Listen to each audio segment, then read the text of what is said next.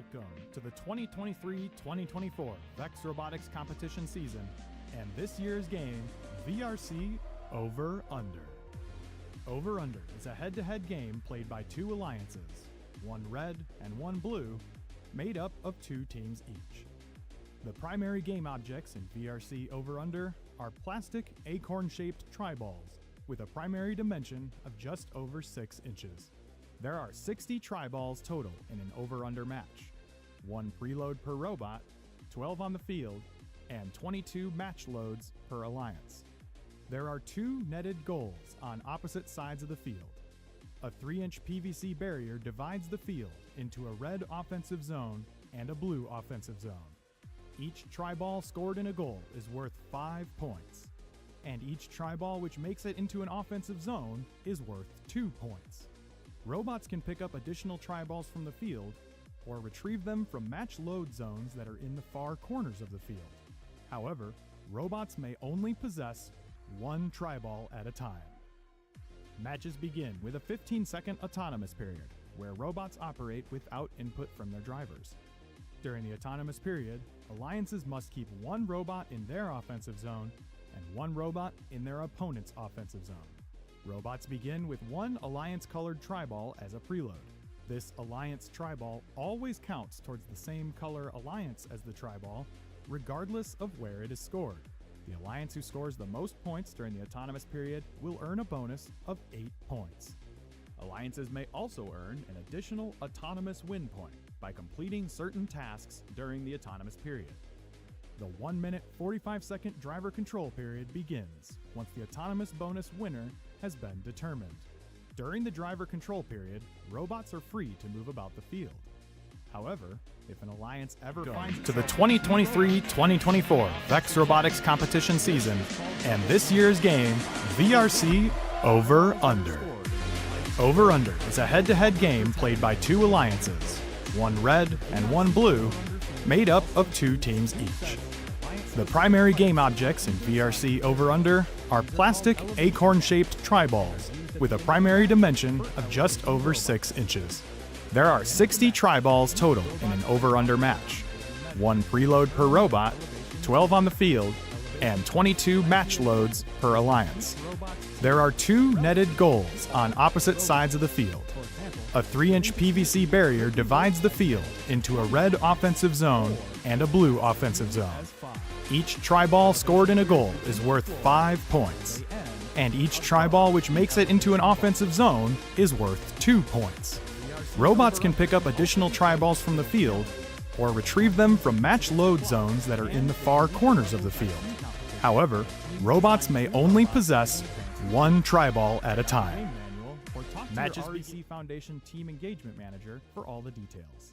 Official rules and game information for VRC Over Under can be found at roboticseducation.org or vexrobotics.com.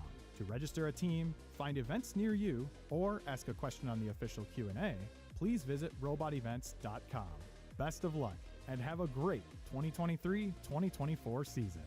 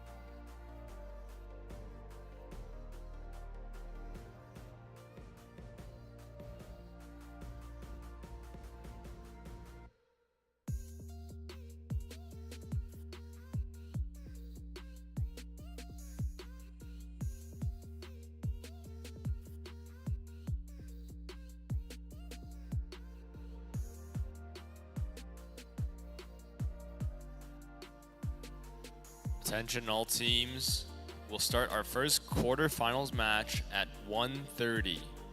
1:30. That means teams 2088X, S, B, and 210F We need you on the competition field in 10 minutes.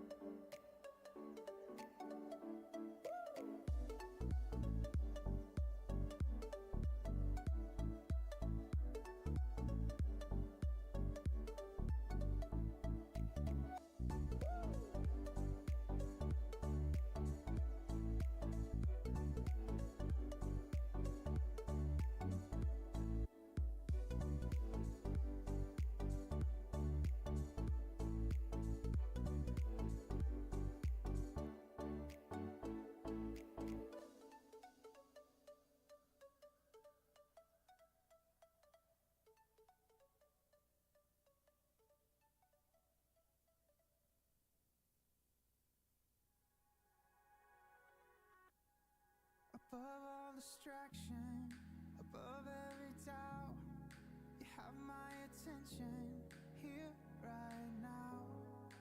Love from the outset, yours from the start.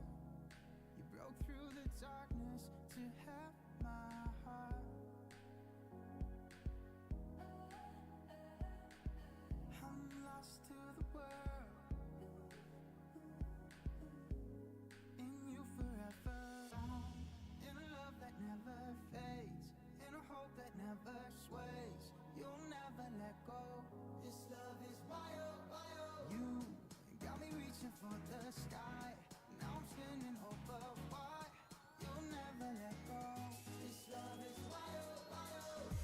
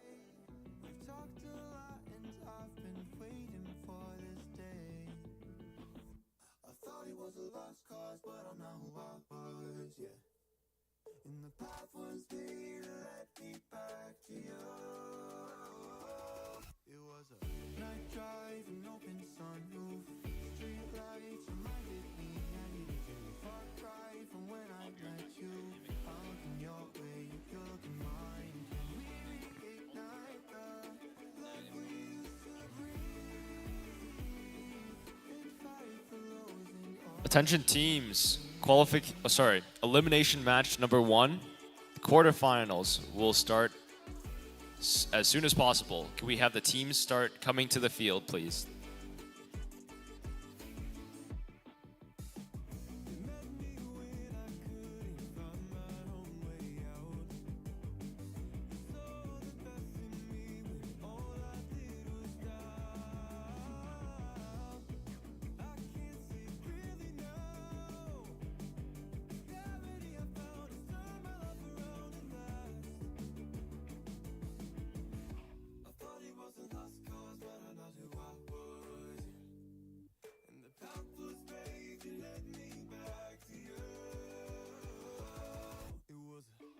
Driving open sunroof, street lights reminded me I needed you. Far cry from when I met you.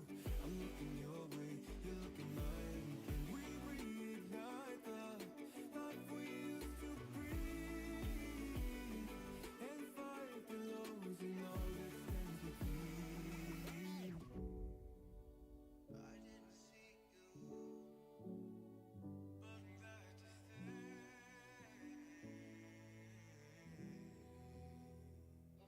It was a night drive, an open sunroof, street lights reminded me I needed you. Far cry from when I met you. I look in your way, you're looking mine. Can we reignite the life we used to breathe and fight the lows and all that's in between? All that's in between.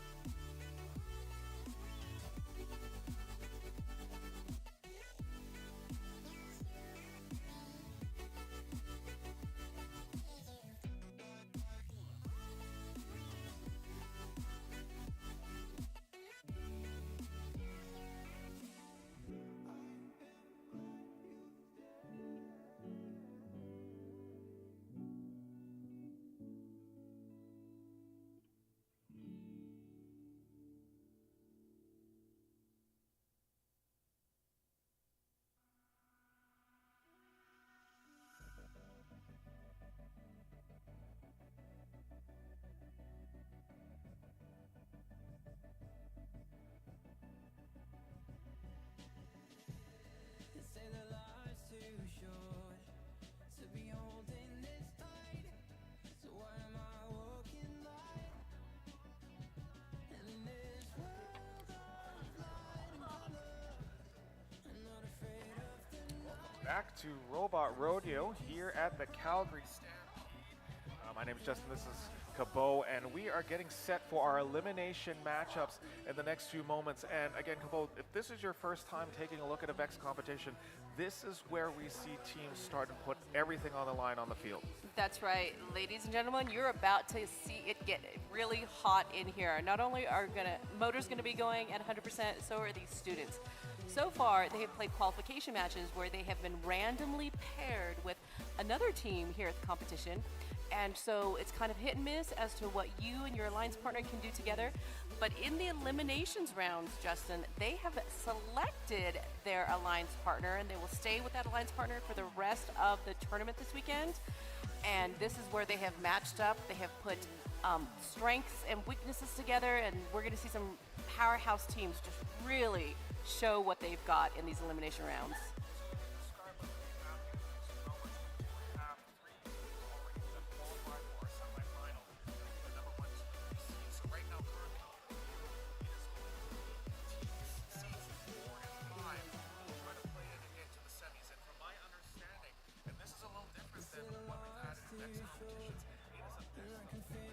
For every one of these matches that we're seeing.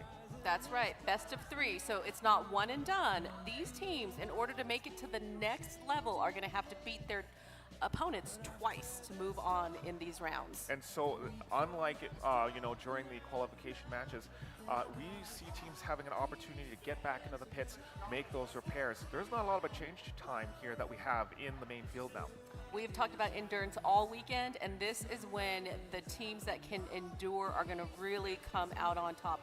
The way that you've designed your robot, have you designed it in a way that it can quickly recover? How is it going to handle being hit time after time because they are here to win the championship. The first ever Robot Rodeo champion is going to be crowned today, and they are not taking that lightly. And on that note, I know we have a bunch of champions that we are going to be awarded after, Ag Tech and Skills, and of course our final set of matchups. But we have a ton of awards to be given as well as away as well. But things from not just actually the competition. There's a whole bunch of awards that were given away that rely on things such as their design and their sportsmanship and teamwork. That's right. What you have witnessed live and on screen has been the actual competition where the robots are competing against one another, either in the over-under challenge, the Ag Tech challenge, or the skills challenge.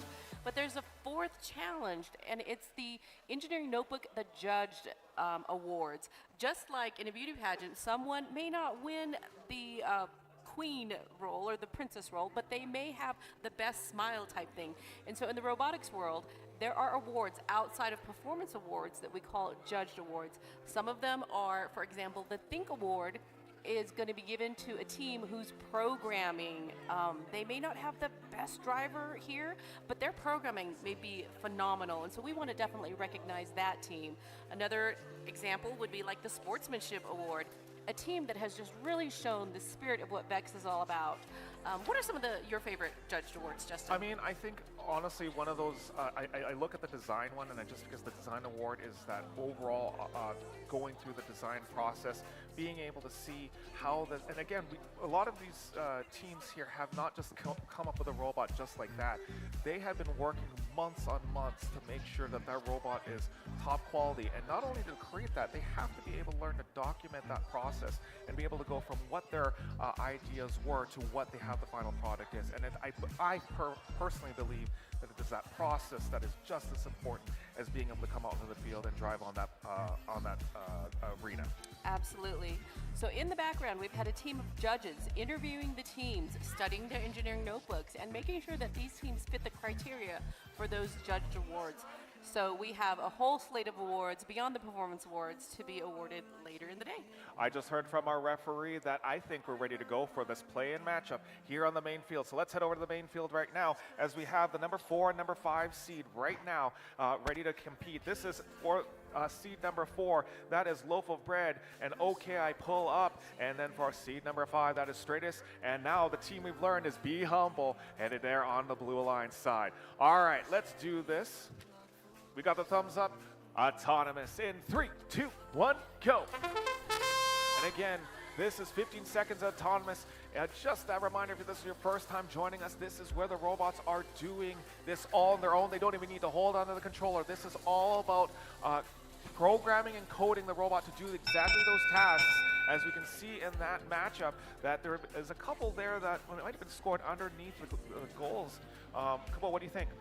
Looks like 2088B might not have completely run their autonomous run. They looked a little bit disappointed. It did move some tri-balls around, but didn't score like they had hoped.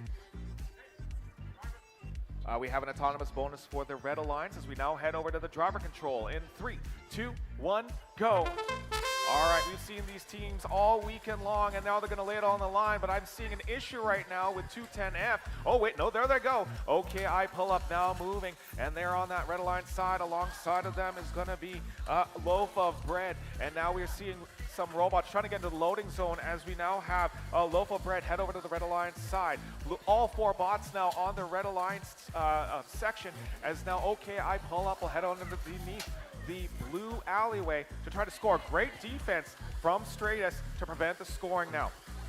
And again, we see all those tri-balls heading in there. It is a very good maneuver. I think there's a lot of defense coming from our Blue Alliance, Stratus and Be Humble, but I'm not sure what's, like they got to start moving some of those tri-balls on the blue side. Okay, I Pull Up once again, just cleaning house, bringing those tri-balls underneath the red net, and there, now we have a little bit of an opening for Stratus. Great defense coming now from OK I Pull Up, and they are now blocking Stratus from moving in those tri-balls on the other side. All bots now double zone, as now we're going to see potentially a maneuver there from Stratus. We'll start moving, nice D-zone there. We'll see if the referees call that legal, because both bots might might have been on the same side. 33 seconds left in the matchup as we now have OK pull up score another one. You heard the sound there, folks. That means that no bot can touch the opposing color when it comes to the elevation bar. We might see some interesting elevations in these last 20 seconds. Stratus now will move in. We'll bring that tribal over to the other side. They'll see if we can get another one there. That's a nice job by Stratus.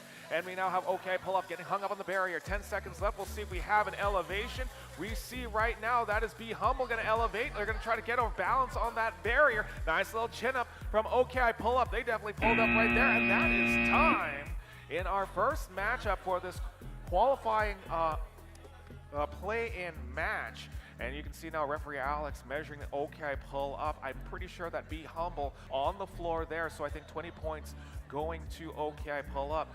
Cabot, what are your thoughts on that matchup? That was a phenomenal start for this tournament. I think that match 2 and possibly 3, if these teams face up again, they can go either way. There was a little bit of entanglement between red and blue robot on this side of the field a couple of times. And while it's really important to play defense, it's tricky to play strong defense and not get entangled. And both times there was heavy defense between those two robots, there was some form of entanglement, with that second entanglement being a rubber band getting caught what looked like in a wheel.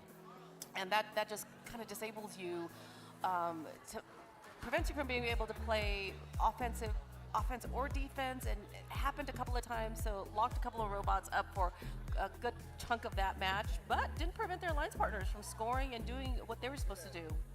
We are now headed over to the skills run because they are still allowed to run their skills, the skills competition. Again, this is a one bot in the arena to be able to score. We see now Jackson area ready to go as they now get set to try to get some of those high scores in our skills competition. Looks like our referees are potentially ready. Again, you're going to start seeing teams, Cabot, going into the skills because they are the clock is running out for them to get those final scores. Not all of our teams have taken advantage of the skills challenge, but the skills challenge is an opportunity for each team to show off what their robot has got. They're on the field unfettered, and their goal is to get as many tri-balls scored on the red offensive side of the field as possible. Anything on the blue offensive side is not going to count for them, so they need to get everything over onto the red offensive side, and not only that, they need to try to get as many of those tri-balls scored under the red goal as possible. 5 points under the goal, 2 points in the zone. All right, we'll take a look at the skills competition. We'll see if Jackson runs their program here. No, they're doing those final touch-ups. We'll quickly show the score for that first matchup right now, if we can get that score for our first play-in matchup. Let's see if we can get that up there real quick. Before we get to that skills run, we have a final score of 77-42 in favor of Loaf of Bread and OK Pull Up. So they're going to take first blood in that quarterfinal matchup, that play-in matchup, and so they're going to go again and see if they can get those robots fixed up. Headed back to the skills arena now, again, as Jackson area robotics is about to head onto the field and try to get those tri-balls into the net, try to get onto the board for that title. They did a good job yesterday hanging on to first place, but 210Z came in today and just blew that score out of the water, knocking 2775 down to third place in skills, but they did not take it laying down. Looks like they're going to come back and for a redemption run. Let's see what they do. Not sure at this point if it's set up for autonomous or for driver. But they have not run an autonomous run yet, and it's the combination of that autonomous run and the driver run that makes up that skill score. So proper strategy, in my opinion, at this point would be for it to be an autonomous run, but you never know with these kids. Just a little reminder for those people that are currently outside the Percheron Ballroom, hey, if you want to join inside here, it is getting hot out there from my understanding. We got some nice cool AC, and not only that, you get to see some awesome robot action. So if you want to come up here to the Percheron Ballroom, it is a public event. We want you up here. We want you taking a look and seeing some of these robots. And heck, if you want to have you or your child want to come and compete in this, feel free to ask some of the volunteers here so that we can get you involved in the robotics club. All right, I think our referee's ready to go. Let's do this. I'm going to assume just robot ready in 3, 2, 1, go. I'm actually not sure if this is an autonomous or a driver run. It's looking hard like to tell right now. It could be autonomous because it looks like their driver is not controlling it. So They're heading now. So yeah, and then especially you can like already you can tell some of the breaks that they're taking in that code. So part of this is just making sure that they are moving and following that algorithm that they decided to do. But I think that they've stopped their run. Definitely not the performance I would expect if it was the driver controlling that. So I'm going to guess that that was an autonomous run that probably did not go as planned. I mean, Jackson area, very notorious for coming up with some really good autonomous programs there. So I'm assuming, again, when we talk about autonomous, it is about making sure that everything is accurately placed, and even just 1 centimeter off on their movement could alter the course of how that robot moves. Absolutely. This autonomous, when the students are running an autonomous run, it is completely dependent on what they have coded into the program and completely dependent on the sensors on that robot. Even in their autonomous run, you can sometimes see this robot self-adjust because of the sensors that are on it, telling it you're not quite where you need to be, you need to adjust so many degrees or make a turn before you execute a specific maneuver. And so I'm guessing that was an autonomous run. We'll see if they get anything scored. We also, when it comes to some of these teams, even when we go onto the main field, you'll notice that some teams even build like an alignment rack or something just to make sure that the robot is in the proper position. Otherwise, again, any movement that is going out of position is going to ruin a potentially great autonomous run. All teams, please meet Alex at the queuing table. There's going to be a little driver meeting. All teams, please go to the queuing table. Oh, that was an interesting announcement from Jonathan. It's pretty common for the head referees to give a little bit of a reminder to the teams right before you go into eliminations, because the stakes are a little bit higher. So a good refresher on what are some of the rules that the head referee is going to be looking for, some violations that have been problematic all day. And it's an opportunity for the teams to ask the referee, hey, is there anything you're looking at specifically on us? We want to be sure not to violate any of those rules. All right, well, we're going to head it back over the desk here. And so let's take a look at that. I wonder if we are able to show the bracket on the screen right now. This is our tournament bracket. And right now, again, teams seeds 4 and 5 are going to be playing in to make sure they can get into that semifinal tournament. And so as you can see right now, there's the one team that is trying to make it. And I know that it's, I believe that we have yet to, they say that that one team has qualified, but my understanding here is that it is best of 3, so I'm not sure why we have a winner on that one yet, but we'll see if that changes here. But each team or each match is going to get an opportunity to play 3 times and then potentially try to come up there and move on in this tournament. Yes, this format is a little bit different than our traditional VEX Robotics formats. Typically in these type rounds, it's one and done, you win or you lose, but here at the Robot Rodeo, we're going to do things a little bit differently. And the teams are going to get that best of 3 opportunity to bump on up. And I think that gives every team a little bit more of an opportunity to prove that they belong in that bracket. I think we're being told right now, I think it's finals and semifinals are best of 3, so maybe that is in fact our team that has moved on. So perhaps, again, maybe we're just being informed right now that the finals and the semifinals are best of 3, and that is still different from what we see in normal VEX tournaments, where we usually see the final of a division or the final of the entire championship being decided in a best of 3, right? So I mean, we are crowning the Robot Rodeo champion. We're going to be sure that we get it right. And so these teams, they're up to it though. It is going to be that game of endurance like we talked about earlier in the weekend. The best built robots that can endure the pounding is who is going to come out on top. So with that, we do have a team that has moved on. It'll be the number 4 seed. They'll be taking on the number 1 seed there. So again, our number 1 seed, Eclipse and Jackson Area Robotics, and they're going to be taking on Loaf of Bread and OKI Pull Up. And we go into the second round matchup. It's going to be the number 2 seed, 10-ton Robotics from West Vancouver, British Columbia, and the Aviation Nerds. And they're going to be battling against Kill Switch and Titan in the arena in the next few moments. I believe right now, I think I'm just going to check on with Jonathan. Jonathan, are we able to head over to AgTech? Do you think we're able to head over to the AgTech arena? Or, yeah, let's head over to AgTech right now as we have Titan on the field and seeing if they can beat the time of 1:43 set by Jackson Area Robotics. Our ag tech field is set up a little bit differently than what these robots were designed to do. On our ag tech field, we want to showcase how the skills that these students are learning through robotics translates to the real world. And the game for the Ag Tech Challenge is we have red and blue hay bales out in the pasture. And you know, once you get that hay baled, you got to get it in storage for winter. So these students must take these red and blue hay bales, sort them, and put them in the proper barn. We don't want to mix up our alfalfa and our Bermuda.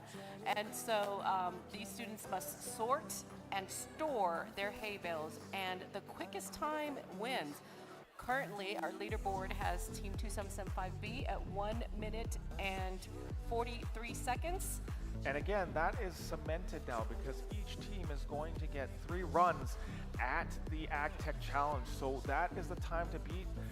Jackson does not have an opportunity to change that time. So we're going to see if that time holds up as Titan now heads onto the field. It looks like our referee is potentially ready to go here. Got the timer ready. Looking at some final adjustments and making sure everything is working good. They also have to plug in, make sure that that control is there so that they get an opportunity to drive. The red and blue hay bales have been randomly dumped onto the pasture, and so whenever they're ready. All right, let's do this. Driver control in 3, 2, 1, go.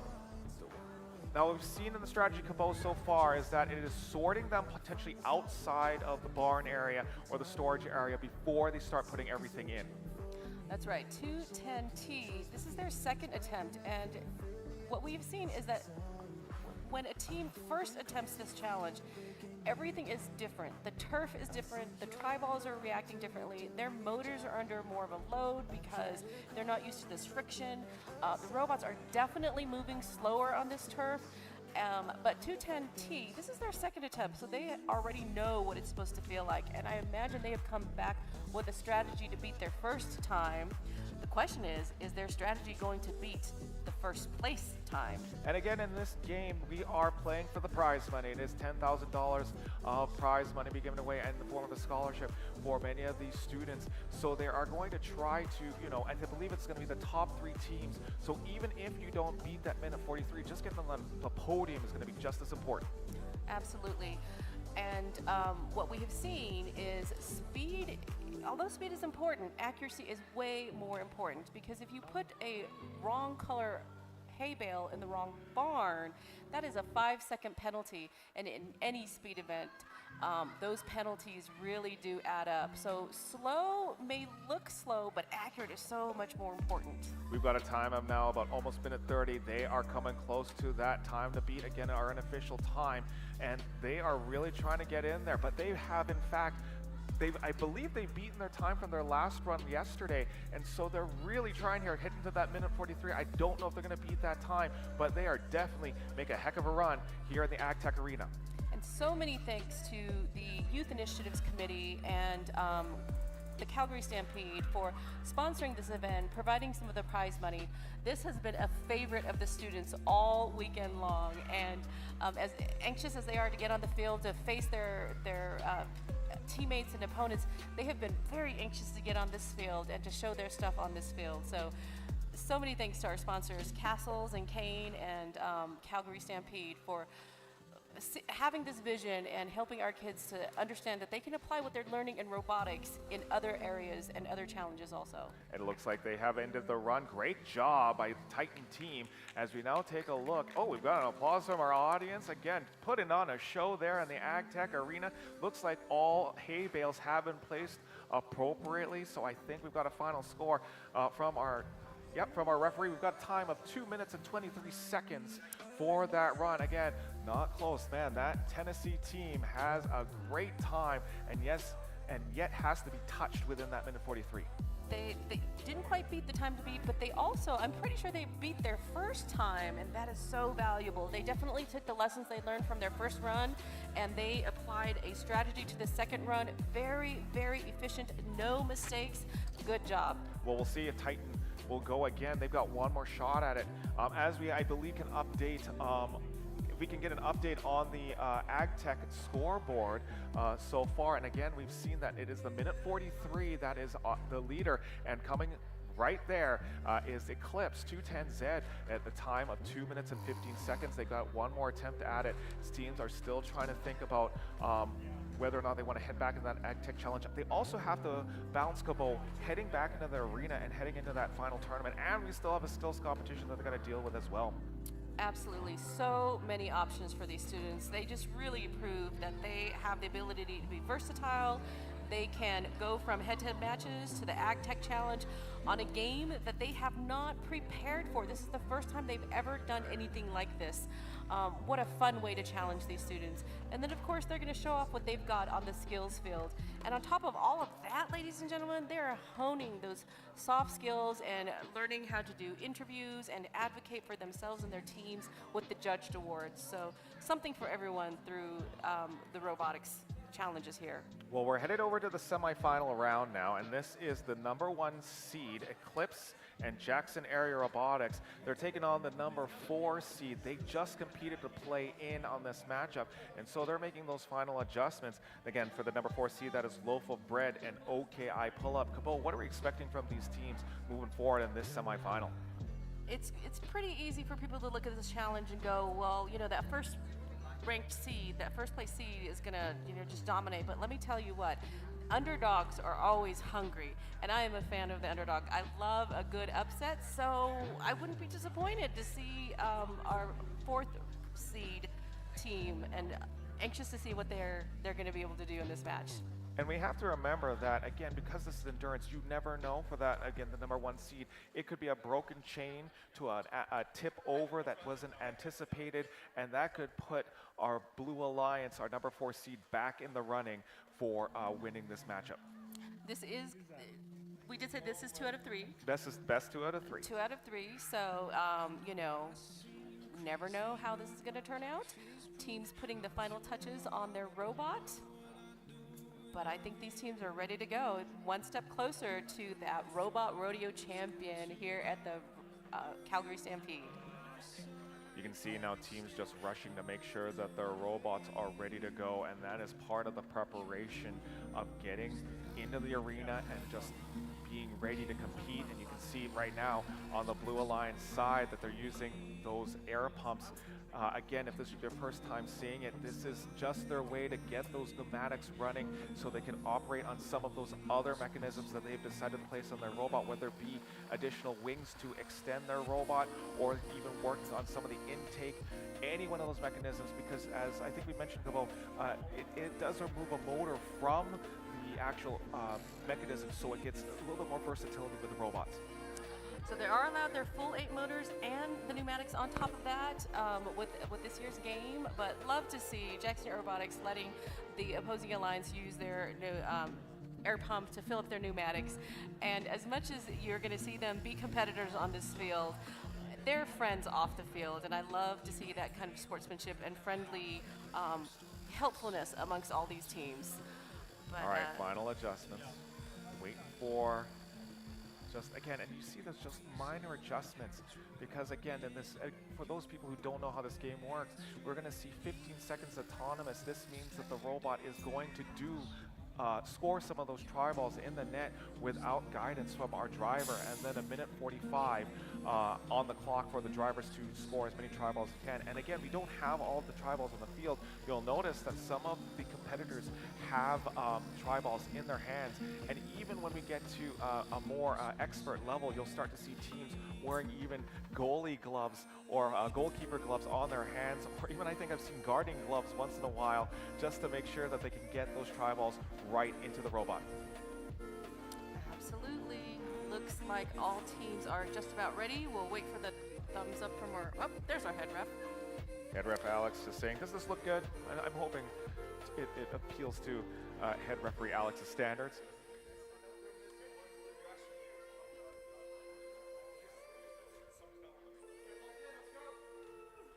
All right, no nonsense coming from our referee, Alex. Again, a world-class referee. He's been doing this for years now as we now get this matchup underway. In the first 15 seconds, ladies and gentlemen, you will witness their autonomous program, which is completely pre-programmed. Let's do this. Autonomous in 3, 2, no.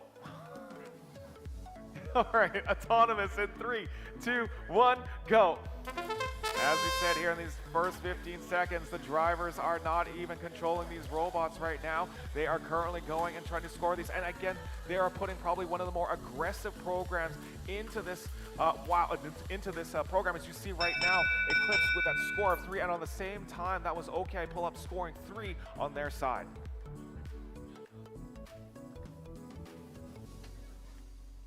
Our referee is going to be figuring it out. I think that's a very equal matchup there in that autonomous, and we'll see what the referees say. It looks to be that blue has won the autonomous here, so now we head into driver control in 3, 2, 1, go.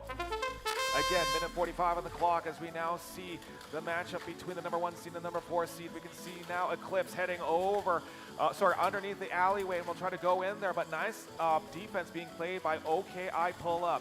On the near side of the field, we now have a Loaf of Bread will score a try ball, and that's going to put the Jackson Area Robotics team now through the alleyway, and we'll try to score those other try balls as well. All robots on the one side, and now we've got loading happening from OKI Pull Up. They're going to bring the one try ball to the other side, and that gives a free alleyway for Eclipse. Jackson Area now will bring a payload about 3, spitting those and putting those into the net. And now we've got, again, Eclipse putting a whole bunch into storage. Great payload from Eclipse. On the other side, we've now got OKI Pull Up as well, and Loaf of Bread getting pinned against the corner, and I think they're now put in a position right now that they cannot get out of the corner. So now we have ourselves a 2-1 advantage in favor of the Red Alliance. Jackson Area now going to start loading up again, bring it over, and I think that was part of the strategy to beach that robot in the corner. 41 seconds left as we now have Jackson Area will score, and we now have Eclipse scoring as well. Okay, Pulled Up now getting ready to load. We'll feed the try ball in. No, they're going to try to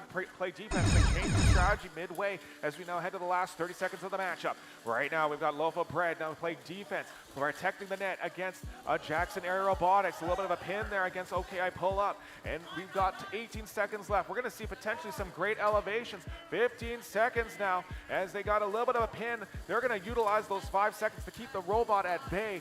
Be careful there, though, because that could be an automatic disqualification in this tournament. 5 seconds left. Nice little chin up from OKI Pull Up as well as Jackson Area Robotics, and that is time here on the semifinal. Cabo, what do you think of that? This is a wonderful performance from all 4 teams, about what you would expect from an alliance between 277-5B and 210Z. This Canadian-American alliance is going to be one to definitely watch. But the Blue Alliance was not shy about playing defense and doing their fair share of scoring. Lots of great defense. You may have heard our head referee doing a count.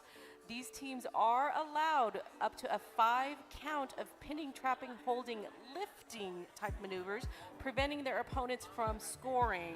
They are allowed up to a 5 count, and you will see it was very strategic. When used well, a good robot playing defense will back off before they hit that 5 count to be sure that their defense is still legal, and that is what you saw. Great performance from all 4 teams.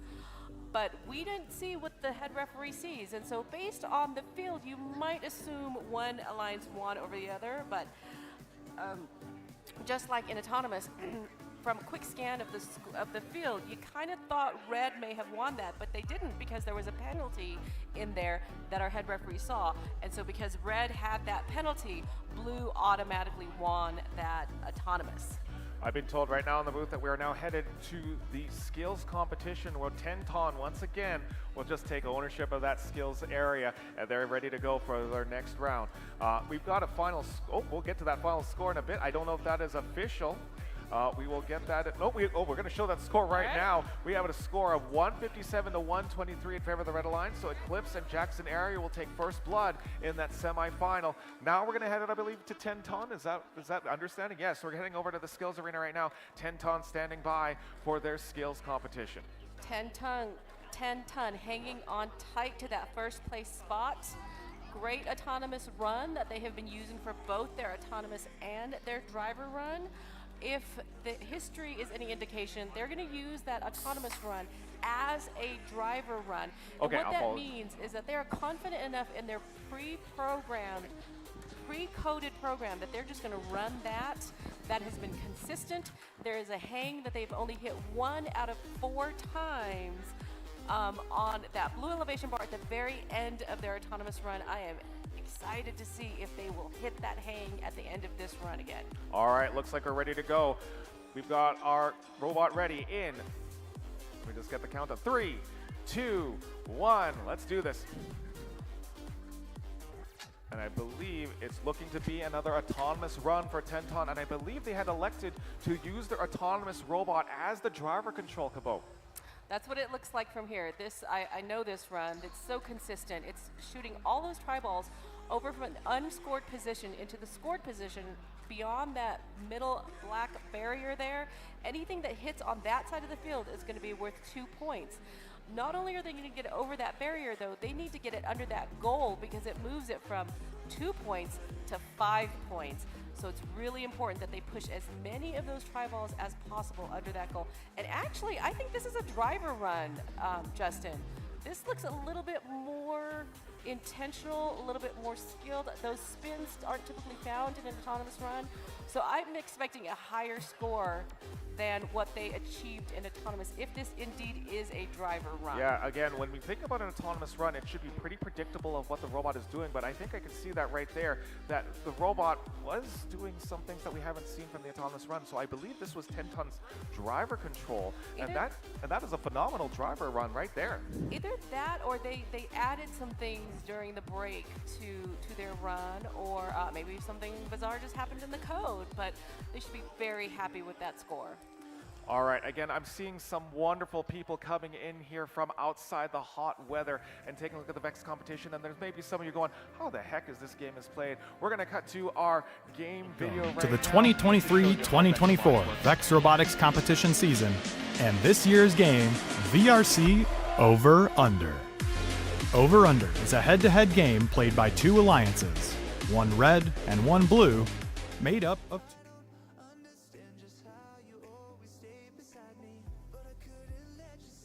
Welcome to the 2023-2024 VEX Robotics competition season, and this year's game, VRC Over Under. Over Under is a head-to-head game played by 2 alliances, one red and one blue, made up of 2 teams each. The primary game objects in VRC Over Under are plastic acorn-shaped tri-balls with a primary dimension of just over 6 inches. There are 60 tri-balls total in an over-under match.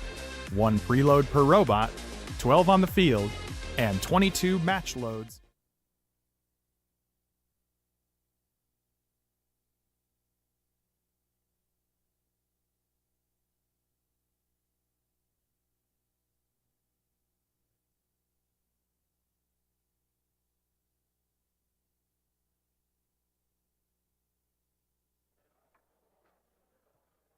While we're waiting for the game video to be placed. Welcome to the 2023-2024 VEX Robotics competition season, and this year's game, VRC Over Under. Over Under is a head-to-head game played by 2 alliances, one red and one blue, made up of 2 teams each. The primary game objects in VRC Over Under are plastic acorn-shaped tri-balls with a primary dimension of just over 6 inches. There are 60 tri-balls total in an over-under match, 1 preload per robot, 12 on the field, and 22 match loads per alliance. There are 2 netted goals on opposite sides of the field. A 3-inch PVC barrier divides the field into a red offensive zone and a blue offensive zone. Each tri-ball scored in a goal is worth 5 points, and each tri-ball which makes it into an offensive zone is worth 2 points. Robots can pick up additional tri-balls from the field or retrieve them from match load zones that are in the far corners of the field. However, robots may only possess 1 tri-ball at a time. Matches begin with a 15-second autonomous period, where robots operate without input from their drivers. During the autonomous period, alliances must keep 1 robot in their offensive zone and 1 robot in their opponent's offensive zone. Robots begin with 1 alliance-colored tri-ball as a preload. This alliance tri-ball always counts towards the same color alliance as the tri-ball, regardless of where it is scored. The alliance who scores the most points during the autonomous period will earn a bonus of 8 points. Alliances may also earn an additional autonomous win point by completing certain tasks during the autonomous period. The 1-minute 45-second driver control period begins once the autonomous bonus winner has been determined. During the driver control period, robots are free to move about the field. However, if an alliance ever finds itself with 2 robots in the same offensive zone, this is called double zoning. While double zoning, tri-balls that are scored in an alliance's goal are no longer protected from opponent robots. The VRC over-under field also includes 2 sets of alliance-specific pipes on either side of the barrier. These are called elevation bars and are used at the end of the match for elevating robots. At the end of the match, each robot's height off the ground will be measured to determine their elevation tier. Elevation points will then be awarded based on each robot's tier relative to all other robots. For example, getting to Tier E could be worth as many as 20 points or as few as 5. Elevation tiers begin at the floor and they end above the elevation bar. VRC Over-Under can also be played in skills challenges, where one team competes against the clock, and the collegiate-level VEX-U competition, where teams design 2 robots using advanced materials. Check out the game manual or talk to your REC Foundation Team Engagement Manager for all the details. Official rules and game information for VRC Over-Under can be found at roboticseducation.org or vexrobotics.com. To register a team, find events near you, or ask a question on the official Q&A, please visit robotevents.com. Best of luck, and have a great 2023-2024 season. All right, folks, I believe we've been heading over to the Ag Tech Arena. Again, this is a challenge that has been created with the Calgary Stampede to simulate what happens in agriculture. And so now those hay bales have been placed randomly onto the arena. Right now, it is team 51777H. This is their final attempt at the Ag Tech Challenge. This is Aviation Nerds from Redmond, Washington. As you can see, the red and blue hay bales have been randomly placed in the pasture, and the challenge on the Ag Tech field is for these teams to sort the red hay bales to store into the red barn, and the blue hay bales to be stored into the blue barn. There is a 5-second penalty for the wrong hay bale being put in the wrong barn. So not only do they have to be fast in this challenge, they have to be accurate. And what I've loved, Justin, about this challenge is that this is something that the teams came to this event not prepared for, because no one has ever played this Ag Tech Challenge. This was created especially for these students by Western Mechatronics and the Calgary Stampede, the Youth Initiative Committee, to give these students a little something extra that they have never experienced anywhere else. All right, I believe it looks like our team from Redmond, Washington is ready to go. Aviation Nerds looking to strategize. And again, because of the randomness of the hay bales, they're looking for an efficient way to drive and make sure that everything goes into the appropriate barn. Now, the strategy has been to sort and then store. Let's see what Aviation Nerds shows us. All right, it looks like I'm getting the go-ahead from our referee, I think. I'm just waiting on the thumbs up. And I think we're good to go. Let's do this. Time to beat is 1:43. Driver control in 3, 2, 1, go. Aviation Nerds now will start sorting those. Aviation Nerds doing a great job sorting those hay bales, going after the blue first, it looks like. And again, that's the strategy that we've been seeing so far in this Ag Tech Challenge, because again, this is a completely new challenge. It's usually just clustering all the hay bales in one section and making sure that they are in a good portion of the area of the field, so that they can in fact make that final push and put all the hay bales away. They are moving a little faster this time than they have in their other runs. The first attempt is always a little bit harder because everything's brand new, but this is the third attempt for aviation nerds, so they know exactly what is expected out of them in this challenge.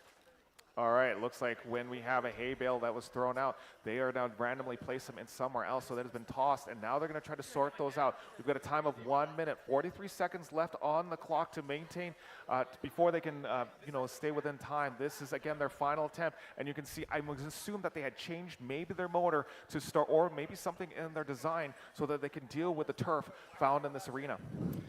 This could be a money run. It looks like they are way more efficient this third try than they have been in their other runs.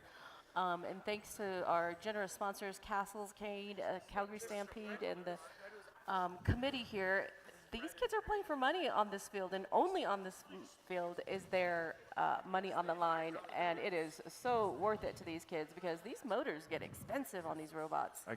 Again, they're trying to get on the podium. Redmond, Washington, the team of aviation nerds, just trying to get those last few hay bales into the net. We now have a time of 1 minute 50, and it looks like they're going to take that risk and put some of the hay bales in the wrong area, trying to turn around and make sure that they are now making that final push.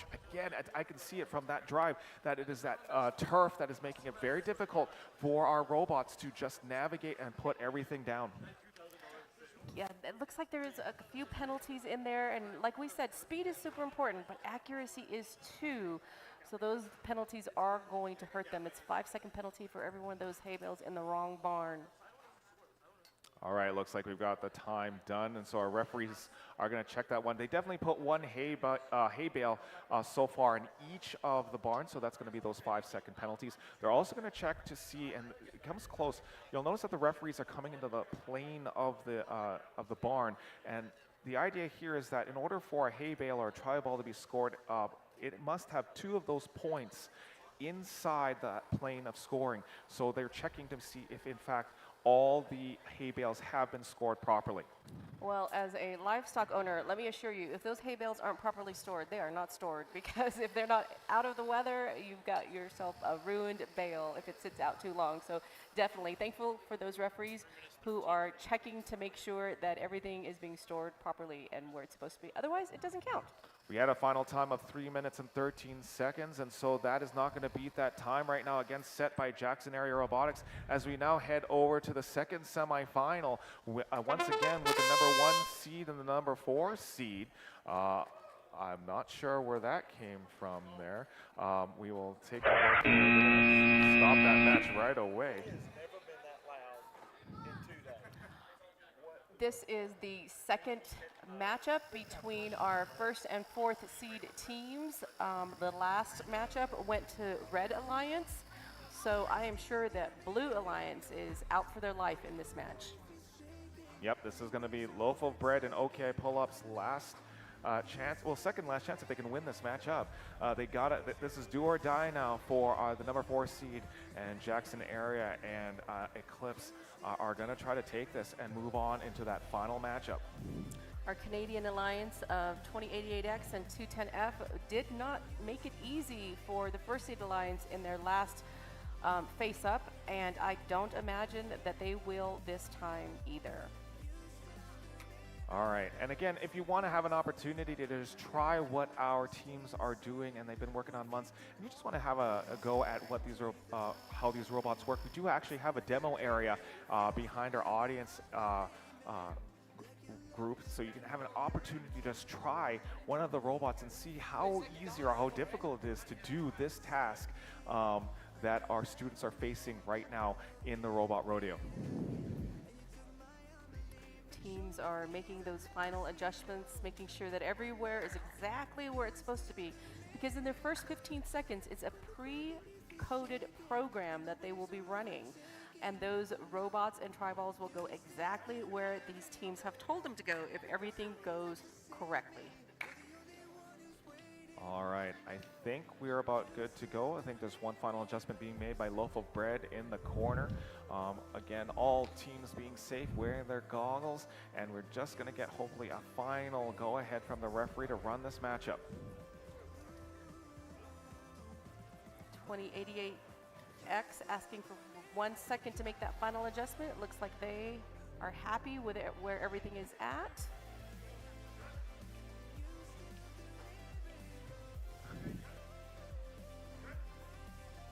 Let's do this. Autonomous in 3, 2, 1, go.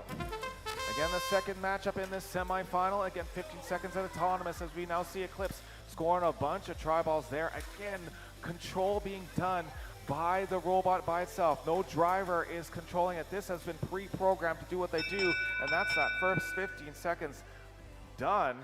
And it looks like right now that it's going to be a close call for our referees to make. Whenever a referee walks over to these goals, you know that he is checking to make sure that everything is scored just right. And I think we mentioned that in the AgTech Challenge. In this game as well, they're making sure that the points of the tri-ball, 2 of them are within the plane of scoring. So again, that's the only way a tri-ball gets scored is in fact those tri-balls. 2 of those points are in that area. And the call is official. Red takes Autonomous. We are ready for driver control. Let's do the driver control here. Driver control in 3, 2, 1, go. We are now in driver control. It is do or die now for Loaf of Bread and OKI pull up. We have a little bit of an issue now with OKI pull up, it looks like, in the middle of the arena, not doing anything, and this could be trouble now for, oh, there they start moving again. That is an interesting pause from OKI pull up. Maybe they're playing a little bit of defense or playing possum as we now have all 4 robots double zoning in that red zone. Nice defense being made. Oh, nice clear. That was a great D score by Loaf of Bread with the double zoning, and that's going to take some of the tri-balls out for the Red Alliance. Minute 16 left on the clock. You can see now Jackson area will head over to the barricade and now try to get under, but something's going on. They're going to just wait and make sure that the timing is done. Double zoning happening with the Red Alliance. I'm going to start splitting up once again. Anytime we see a potential double zone, that means 2 robots on the same side. That is an opportunity for another team to take out some of those tri-balls underneath the net. 54 seconds left on the clock as we now see 210Z. That is Eclipse trying to score, and great defense once again from Loaf of Bread. I think they're going to just stay parked and wait for a nice little double zone. No, Loaf of Bread is going to go through the red alleyway, but nice defense coming from Jackson area. Will steal one of the tri-balls like a little thief, and will score that underneath the net. 35 seconds left to go as we now see Loaf of Bread trying to get into that loading zone. And again, Jackson area just stealing those tri-balls from them as they were doing the load. And again, Red Alliance with that lead. Blue Alliance still keeping up the pace, and are going to have to work faster now to stay alive in this tournament. 18 seconds left of the matchup as we now have robots staying in the loading zone. Maybe they're just hanging tight. 12 seconds left. Maybe an elevation will happen. No, Eclipse is going to load up one more time, feed their robot, maybe get that additional 5 points. 4 seconds left. There we go with a chin up from Jackson Air Robotics, and a nice little spin maneuver there by Loaf of Bread, and that's going to do it here on that semifinal. This was a very intense match. All 4 teams were out there for the win for sure. Blue Alliance did not make it easy for Red at all. Unfortunately, 210F ran into a few connection problems. We've seen it a couple of times today already from their robot where they've lost connection between the robot and the brain. And so if you saw 210F just sitting out there not doing anything, that was not deliberate for sure. That is not part of the strategy to win, but there was a connection issue between the robot and the brain, and the field officials seemed to indicate that there was a dead battery on that robot. Sometimes it's a battery issue, sometimes it's a hardware issue, wiring issue, maybe an old radio that just has been, obviously you've seen, they get pretty beat up out here. But not the first time for 210F, and if they have spare parts, which is very common for these teams to come to the competition with spare parts, you know, maybe it's time to look at replacing some of those parts. We are now going to head over to the skills arena where 10 Ton once again is going to attempt that skills competition. They are very adamant on taking that win in the skills competition, so we're just going to send it over there right now as we just getting set up. And again, Cabot, when we talk about the skills competition, what are we looking for in a good skills robot? The skills competition is where each robot gets to showcase just what they can do. And so 10 Ton has been showing us all weekend long what an excellent robot they are. The goal of this game is to get as many tri-balls in the skills challenge, to get as many tri-balls on the far side of the field as possible. Everything on the near side of the field to the team is not scored. So you see tri-balls out there right now, but the score is actually 0 until they get those tri-balls out of those corners and onto that red offensive zone. The ultimate goal is to get as many tri-balls under that red net as possible. Tri-balls are worth 5 points under the net and 2 points in the offensive zone. on the red side. All right, we're going to run this skills competition in 3, 2, 1, go. And right away, they kick over those tri-balls. And again, this is just a great mechanism, Cabot, where they are just great catapult mechanism and just teeing off right there to get those tri-balls into that side. This looks like their autonomous run, just chunking those balls over as quick as possible. I love that sound. Every thunk is 2 points for this team as long as it goes over that middle black barrier. Definitely looking like their autonomous run right now. I can't tell if the driver is actually driving from my angle. Maybe that is a driver control. That is definitely a driver control here, Cabot. They're looking like when we think about an autonomous. Definitely autonomous. I see hands of both the drivers, so definitely autonomous. Very impressive for an autonomous run. Wow, that is such a good autonomous that I'm confused myself. That might have been an actual driver control. They're just like, you know what? I'm going to put my hands up and say that this robot has been coded to do this by itself. That's right. The coder wants full credit for all this action here. And oh, so close on that hang. I really thought they were going to go after that hang again. They've accomplished it once, and I'd like to see it again before they run out of runs. But pretty good run. Not their best autonomous run. That goal has definitely been fuller, but you know, where they're standing right now, where they're at on the skills leaderboard, I don't know that anyone can catch up, whether they get that hang and those tri-balls in there or not. We're going to take a look at the score now from the semifinal. We're going to see what had happened here. Yep, that is going to be 133 to 75 in favor of Eclipse and Jackson Area Robotics. So it is going to be Eclipse and Jackson Area Robotics moving on into the final. But you got to give credit, Cabot, for Loaf of Bread and OK pull-up. They qualified in that play-in match, and they just worked hard to try to keep their momentum going. They absolutely did. Definitely gave the Red Alliance their run for the money, and that was with a couple of disconnects in the middle of the match. That score would have definitely been closer without those disconnects. So congratulations and good job to 2088X and 210F. Calgary, you did your province proud. 2088X and 210F. We are now heading over to the Ag Tech Challenge right now as our newest named team, Be Humble, now headed over and will now start doing that Ag Tech Challenge. Again, they're trying to improve their time. This will be their second attempt at the money as we now have the hay bales already randomly placed. You can see that the team is outside there coaching to ensure that they are ready to go. And that's going to be very important about. They want to make sure that they have a good viewpoint of where those hay bales are so they can provide the best pathway for their robot to go. Hey, I always like having a spotter when I'm out on the tractor, so it's good to have your teammates around you telling you where you need to go and what needs to happen out in that pasture. This is their second attempt. All right, let's do this. Driver control in 3, 2, 1, go. Ooh, look at that. I think there's a little bit of a speed change that was coming from our Be Humble team. Definitely speed change, and this isn't their regular driver out here either, so I love the teamwork, love that everyone gets an opportunity to have a shot out here. Looks like they're going for that sort strategy. They do have a robot that can handle the speed out there on the field. Again, with that turf change, it is going to create a little bit of friction that's going to cause the robot to act a lot differently than we see it in the main arena. Yes, getting those red tri-balls first, and if this is a different driver than their first attempt, then this is the first, actually kind of a first attempt for this driver. And it definitely feels very different out there. This is more of a load on the motors, and it requires a different kind of thinking for the drivers. Getting some great coaching from her teammates, though. All right, I think they're playing an interesting strategy here. They're going to go with the let's just put everything away strategy. I'm seeing they're making some interesting choices to put those hay bales and just let's just put it away. Hey, listen, sometimes when I'm out there and that heat is hot, I don't care where those hay bales end up. My husband does not appreciate that. He likes them nicely stacked, but some days I just want to get the job done. I don't care what it looks like.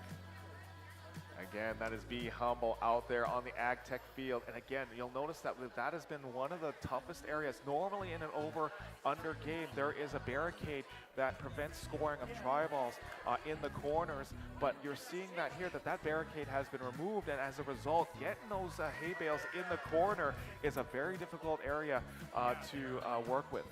I love the cheering and the encouragement that this driver is getting from her teammates. They are just enjoying themselves so much. What a fun challenge that Calgary Stampede, Western Mechatronics, and the youth committee has created in this Ag Tech challenge for these kids. They've had a lot of fun on the other fields, but I really think they've had the most fun on this field. It's been so challenging for the drivers, the strategies, for the whole entire team. So many thanks to everybody who made it possible for these kids. There's some interesting calls being made by the team here. I'm going to assume that they have dropped the remote and they're going to end the run here. And so now we're going to tally things up. I think there was, again, this is a middle school team. We have to remember that this is a middle school team. Many of their teammates aged from 12 to 13, and some of them, this is their first or second year just getting into robotics. So you have to remember that if this is their first run with their robot, imagine when they start moving into high school and, hitting in their late teens, they're going to create some amazing robots from that point onward. I tell you what, they definitely win for the most fun run to watch. This is the first time I've seen this driver drive, and they had a great time out there, and to me that makes it completely worth it. Enjoying themselves, learning how to communicate, being supportive of one another, those are the real skills. Those are the real winning attributes that we are looking for on these teams. What an encouraging team. And on that note, I encourage it here. We've been saying this message throughout this entire competition. If you are a kid or a parent of a kid that goes, hey, I think my kid can do this. I think my kid has a love for robotics and they want to try it and I just don't know where to get started. I honestly say talk to one of our Western Mechatronics volunteers. They can get you going here because you have an opportunity to come out in this arena, not only just compete in the province, but you have an opportunity to compete in a world competition with some world-class robots. Absolutely. This is the opportunity that 2088B has had today, and one that Vex Robotics, Western Mech, and Calgary Stampede wants to provide for all of the students out there with an interest in the STEM areas. And Justin, I don't blame 2088B. I have been out there plenty of times where I have said, it is too hot, I am not doing this job. I'm going inside, having myself a cup of sweet tea, and it can be my husband's problem on another day. So listen, be humble. I get you, I feel you, I have been there.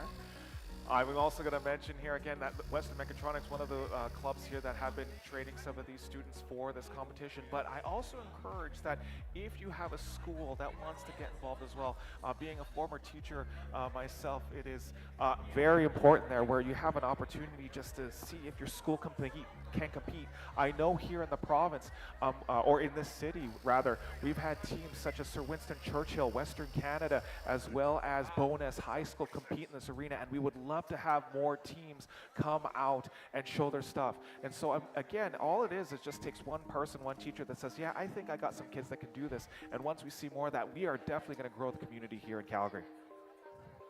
All right, looks like on our over-under field, teams are setting up for, is this our semifinals match 2? Yeah, this is the semifinal match number 2, and if you just joined us, this is the number 2 and number 3 seed competing on our main field. Let's take some time to introduce that on the field right now. We've got for the number 2 seed from West Vancouver, British Columbia, that's 10-ton Robotics, and teaming up with them from Redmond, Washington, 51777H Aviation Nerds, and then for the number 3 seed, they're both from Calgary, Alberta, representing Western Mechatronics. This is 2088K Kill Switch and 210T Titan.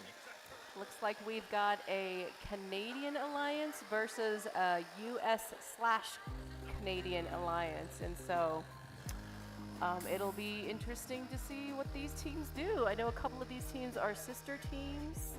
Yes, the 2088 and 210 are both from Calgary. That means that these teams have played together. They know each other's strengths and weaknesses. They are here to complement one another. And I'm pretty sure they're here to show some Canadian dominance. What do you think? You know what? This is one of the. We are coming, and I want to mention this. We are coming at a point right now that Calgary is starting to grow this robotics community. I know that we, especially in the VEX community, I know that we've seen other organizations. They've done the robotics thing, but this is an opportunity for many teams to just get involved and try this sport, this level of our sports. And so again, we're seeing more and more teams coming out of Calgary just to showcase the work. I had mentioned just a few moments ago schools like Western Canada, Bonus High School, and Sir Winston Churchill. Heck, there's a team up in Airdrie, WH Croxford, that also competes in this arena as well. And so there is opportunities for schools to get involved. And again, those are just a small portion of it.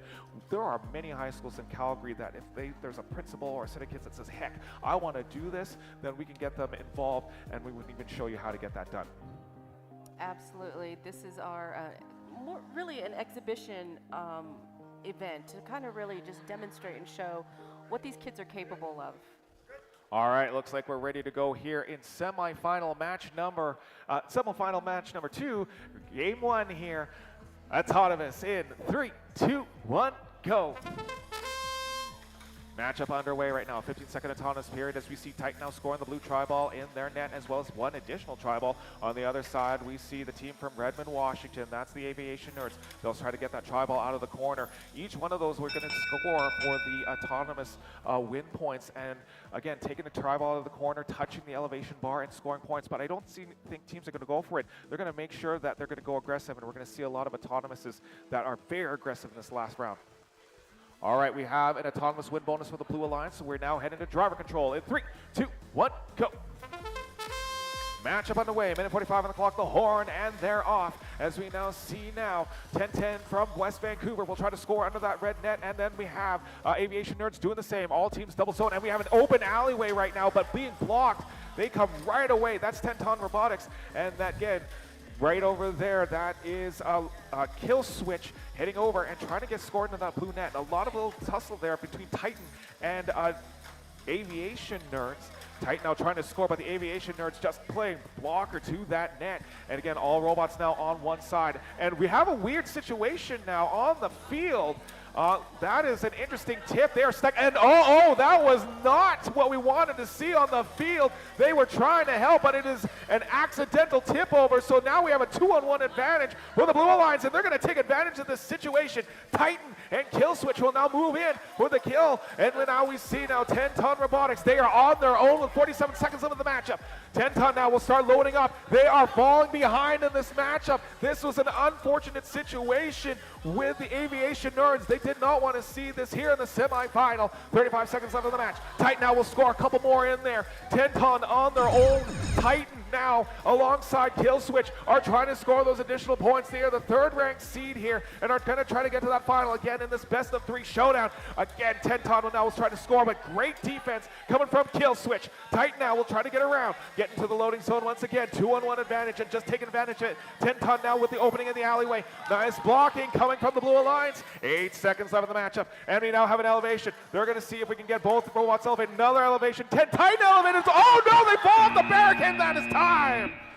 What a matchup here. That is unfortunate right now, and they took advantage. You saw the Blue Alliance right there, Cabot, take advantage of that situation right away. So much happening in this match. I don't even know where to start. That last-minute park by Titan was so close. Everyone was cheering for it to park, and then Titan landed back on the tile. So unfortunately, probably not a park there. We do have 2 elevations on the red and blue bar. We'll see which one is higher and which one gets more points. But let's talk about the big thing that happened. Aviation Nerds, too early in that match, got stuck in that corner on that bar, could not get themselves off the bar. So their alliance partner, 10-10, in an attempt to get them off of that bar, unfortunately finished knocking them over. And if you don't have a mechanism to right yourself after you've fallen over, and you fall over, you are just stuck. So not the performance that Aviation Nerds wanted for this match, but because this is 2 out of 3, it is not over for the Red Alliance. Definitely not over the Red Alliance. So unfortunate. Anytime we have a robot tip, it is painful, but it is what it is sometimes. All right, we've got some people coming in here into the ballroom, and I know that we want to know how we play this game right now. And so we're going to showcase that video right now on the screen. How do we play Vex Over Under? Welcome to the 2023-2024 Vex Robotics competition season and this year's game, VRC Over Under. Over Under is a head-to-head game played by two alliances, one red and one blue, made up of two teams each. The primary game objects in VRC Over Under are plastic acorn-shaped tri-balls with a primary dimension of just over 6 inches. There are 60 tri-balls total in an over-under match, 1 preload per robot, 12 on the field, and 22 match loads per alliance. There are 2 netted goals on opposite sides of the field. A 3-inch PVC barrier divides the field into a red offensive zone and a blue offensive zone. Each tri-ball scored in a goal is worth 5 points, and each tri-ball which makes it into an offensive zone is worth 2 points. Robots can pick up additional tri-balls from the field or retrieve them from match load zones that are in the far corners of the field. However, robots may only possess 1 tri-ball at a time. Matches begin with a 15-second autonomous period, where robots operate without input from their drivers. During the autonomous period, alliances must keep 1 robot in their offensive zone and 1 robot in their opponent's offensive zone. Robots begin with 1 alliance-colored tri-ball as a preload. This alliance tri-ball always counts towards the same color alliance as the tri-ball, regardless of where it is scored. The alliance who scores the most points during the autonomous period will earn a bonus of 8 points. Alliances may also earn an additional autonomous win point by completing certain tasks during the autonomous period. The 1-minute 45-second driver control period begins once the autonomous bonus winner has been determined. During the driver control period, robots are free to move about the field. However, if an alliance ever finds itself with 2 robots in the same offensive zone, this is called double zoning. While double zoning, tri-balls that are scored in an alliance's goal are no longer protected from opponent robots. The VRC over-under field also includes 2 sets of alliance-specific pipes on either side of the barrier. These are called elevation bars and are used at the end of the match for elevating robots. At the end of the match, each robot's height off the ground will be measured to determine their elevation tier. Elevation points will then be awarded based on each robot's tier relative to all other robots. For example, getting to Tier E could be worth as many as 20 points or as few as 5. Elevation tiers begin at the floor and they end above the elevation bar. VRC Over Under can also be played in skills challenges, where one team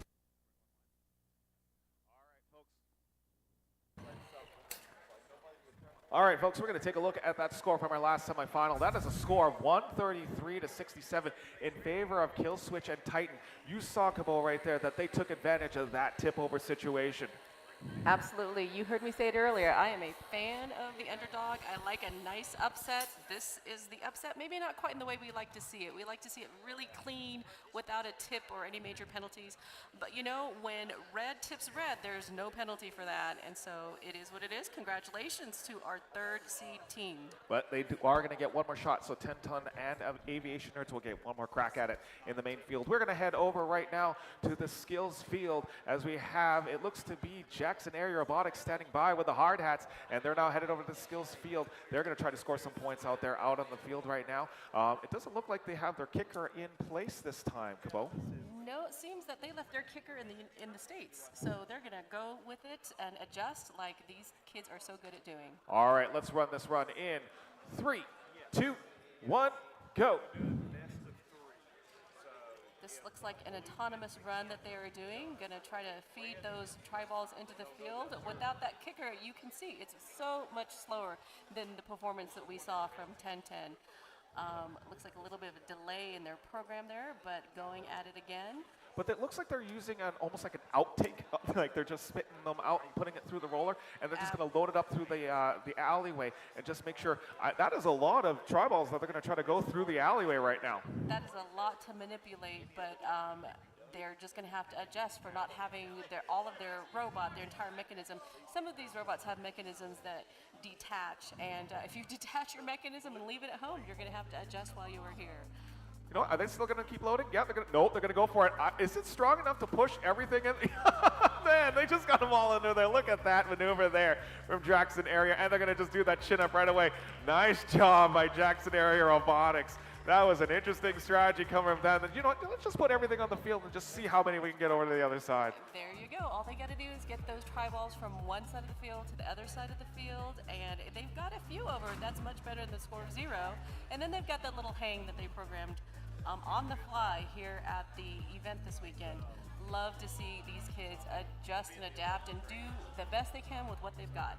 We are now headed over to the Ag Tech field, and we have now OKI Pull-Up standing by for their next run here in the Calgary Stampede Robot Rodeo. You can see that the hay bales, as we call them now in this particular arena, are getting set, and we're going to try to find that strategy. All the hay bales have, in fact, been placed randomly, so we have no idea where they're going to be, and so right away these teams are going to try to find the strategy to navigate all those hay bales in the right place.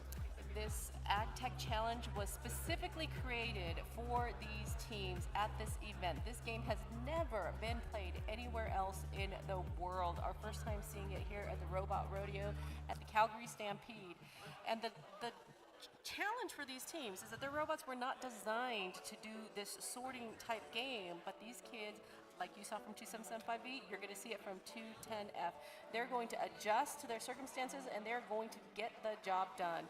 What is the job? The job is to sort the red hay bales and put them in the red barn, and to take the blue hay bales and store those in the blue hay barn. And Cabo, we keep mentioning that this arena is very much different than what we see in the over-under game. We have a terrain change, so it's a lot more friction on there. We also have the hay bales scattered all over the place, and those corner barriers have been removed, as well as the center barrier. So as much as we have an open field, if you will, of hay bales, that corner has been becoming very cumbersome to many of our teams.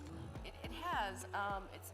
Let's go ahead and start this, and then we can talk some more about it. All right, let's do this. Driver control in 3, 2, 1, go. Those corners have been really tough for them. You can see that their intakes are acting a little bit differently. I imagine it has something to do with the ability to grip on this plastic turf. They're not able to intake and move these tri-balls around the way that they can on the other field, and so the drivers are having to adjust to the difference in the turf and in strategy. Again, their machines were not designed for this kind of sorting and storing that is required of them out of this Ag Tech Challenge, but that's why it's called a challenge. This should be tough for them. This is 210F's second attempt, and so I imagine they learned quite a bit from their first attempt, and they're in it for the money too. So.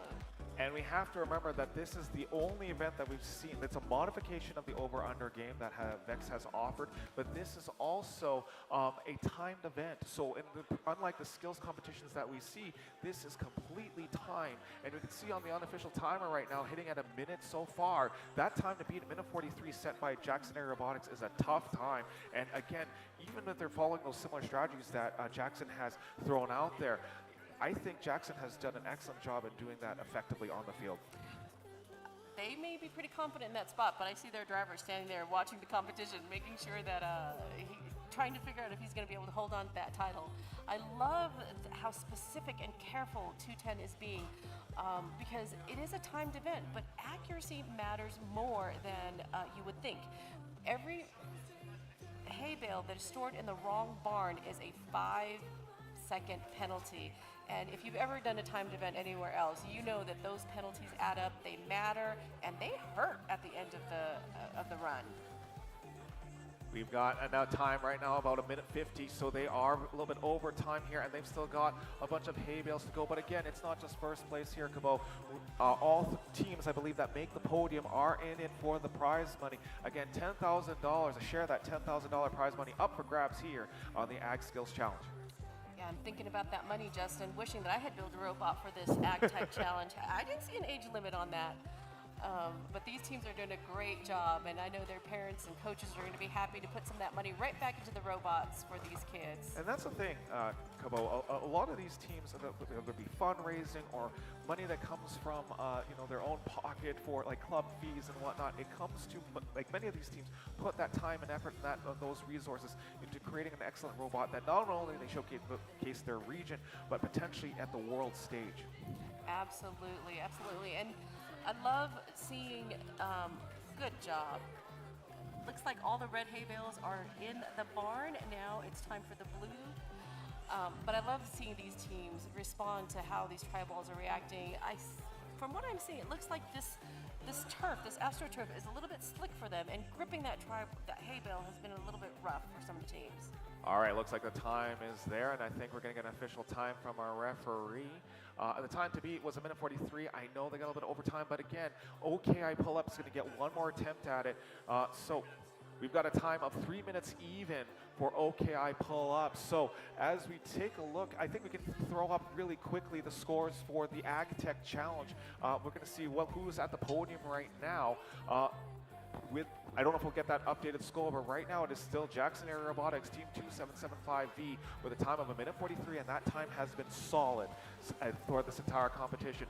Those two teams, both from Calgary, that is Eclipse and Titan now, with a time of 2:15 and 2:20. They still, I believe, have one more attempt at it, and so they might be making adjustments. So again, the team from Jackson Area Robotics still a little nervous because that is still quite a distance, but they can still do it in that time. There's plenty of teams with plenty of attempts left. Looks like 210F improved their run by 28 seconds, down from 3 minutes and 28 seconds. So great job for them, being able to take what they learned from their first run and applying it to that second run. And how accurate was that run? I mean, every tri-ball or every hay bale in the proper barn. I definitely know that for the price of my alfalfa versus my mixed hay, I do not want those things getting mixed up and the wrong animal being fed the wrong thing. So good job to 210F for sorting those hay bales and properly storing them in the right barns. We're going to send it over now to our main field because we have almost our robots ready to go. It looks like we have two of the robots in the arena. Again, this is the second matchup in the semifinal. And again, we took a look at that last matchup. We had the aviation nerds hung up on that side wall, and they are not going to take that lightly. They are going to be coming back hard and heavy to try to redeem themselves. This is a redemption match for the Red Alliance, and so there's going to be some serious action out there, ladies and gentlemen. You're going to hear some clashing and some cracking, and hopefully nothing breaks. Hopefully no humans break, certainly. But it is going to be a fun match to watch for sure. And our Blue Alliance, they're not going to, they've got that lead. They are not going to want to lose that lead. They want to play this second match, win, come out on top, and move on to the finals. And so lots of hungry robots out there. I want to mention here that I know that we've got this event here in the Percheron Ballroom here in the BMO Center. But again, even when this competition ends today, we still have a lot of activities happening downstairs in the end of aisle 4000. Western Mechatronics and the Robot Rodeo is still happening down there with Build-A-Bot, working with our Fix IQ robot. So if you have an opportunity to head down there and try to build one of these robots in a smaller arena, working with some of those cubes for that particular game, now's the time to do it. I know it's family day out there. I hope you got your pancakes away, by the way, early this morning. And thanks for sticking around here at the Calgary Stampede to watch some robots do some amazing things on the arena. We are now headed to that second semifinal. So again, if you're coming down to the grounds for the next few days, Western Mechatronics is still out there at the Robot Rodeo, so you have an opportunity to try some of those robots in the Build-A-Bot station. Robots, you can see that the teams are suiting up, putting on their gloves, their receiver gloves, to make sure that they can grip these tri-balls just right. These guys are about to go head to head. You're about to see some serious action on this field. We've gone a few rounds with no robot guts on the field, but if there's going to be robot guts, I have a feeling we're going to see it in this match. And we have to remember, many of these teams have already competed in the world stage. So this is a postseason matchup. They've had an opportunity to travel to, this year was Dallas, Texas, to showcase to the entire world, competing against nations from all over our globe. And so they've had the opportunity to have that experience and compete with various bots who had various different strategies to our over-under game. Our head referee Alex making final calls for teams to be ready, final pneumatics. Teams are ready to go. All right, I'm going to wait for that call from Alex. We've got some final pneumatic air pumping. Let's Hopefully get our we get that goggles done. on the Red Alliance. Let's make sure all of our competitors have goggles on. Eye protection, please. Yeah, we want to make sure that the eyeballs are protected. And I mean, we have seen parts just fly from robots. The last thing we want is to lose an eye on such a grand stage, just as the Calgary Stampede.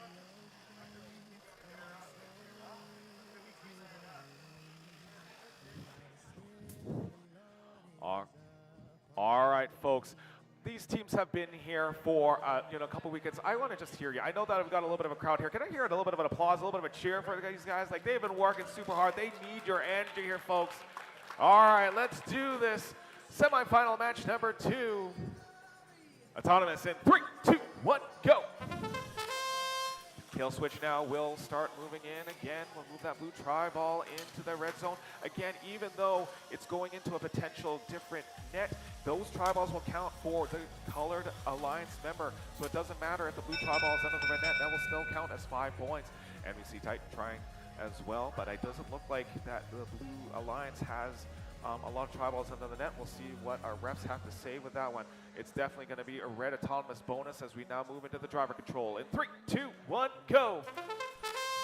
Matchup number 2 underway. This is going to be hopefully a redemption round for 10-ton as well as aviation nerds. The nerds now will start moving in and get those tribals underneath the net. We have an open alleyway now for Titan. They now score about a payload of 4. Minute 30 left on the clock as we now see Kill Switch will move in, try to get around, but nice little defense being played with the aviation nerds. Titan now with an open alleyway. I think there's a little bit of a slip up on their drive. Now bringing a payload of about 2. Nice defense coming off of 10-ton robotics. They'll bring that payload of 1. Bring it over to the barricade. Bring it underneath the net. The name of the game, folks, over under. As now we see another matchup in the near side of the field. That's Kill Switch, as well as it looks to be the aviation nerds. It looks like every robot 2 to the tango. As again, aviation nerds heading over. Again, double zoning for both teams. As 10-ton heads back to the loading zone. Titan now will try to get over and defend that net.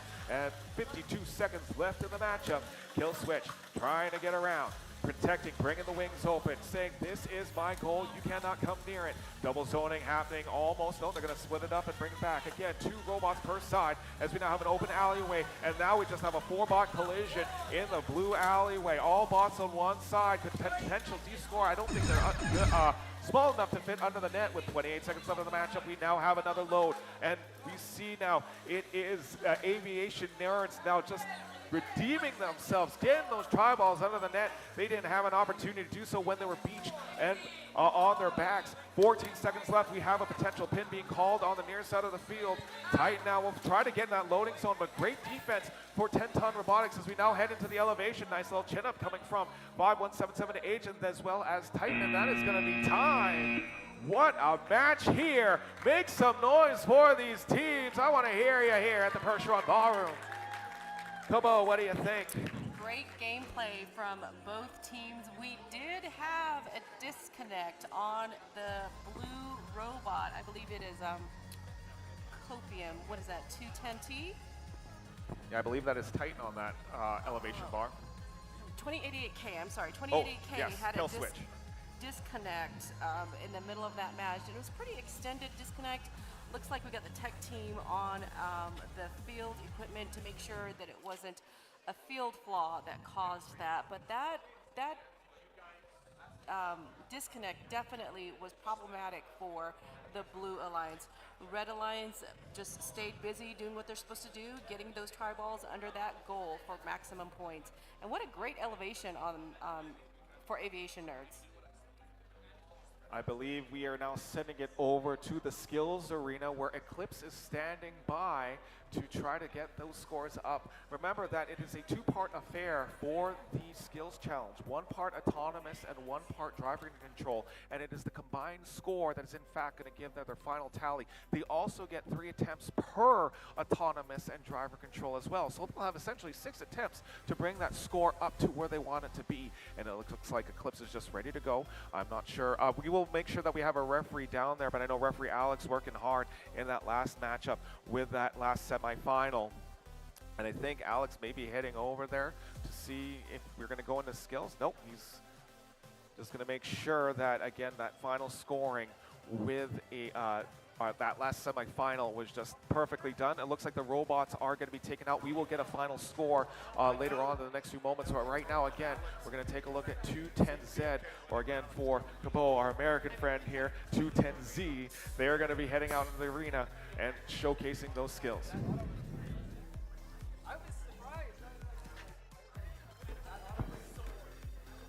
Oh, we actually do have a score from the last semifinal. It was 10-ton robotics and aviation nerds taking that 133 to 97. Definitely revenge of the nerds on that one, Cabo. We are tied 1-1. That means that we're going to go into a third match between our second and third seed teams. That radio drop on kill switch during the middle of that match really affected that score, and so they will definitely be coming back hungrier than they were even before. As we now head back to the skills arena, it is Eclipse at the ready. I'm just waiting on a referee to give me the 3 count here as we get set. It looks to be potentially autonomous. We'll take a look. And again, if this is your first time seeing this, this is going to be some great action to showcase this.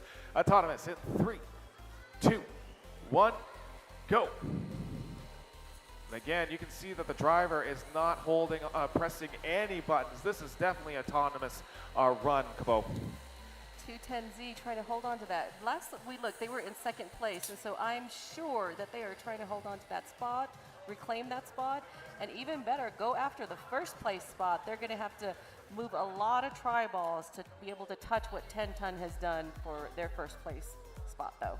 I'm not sure what's happening with this autonomous situation here. I don't think they were wanting to code that in their algorithm. My guess, if I had to guess, is that they also did not come with their skills kicker, and so this was most likely programmed here during the weekend to adapt and adjust to the current challenge as is. They're having a great time with it.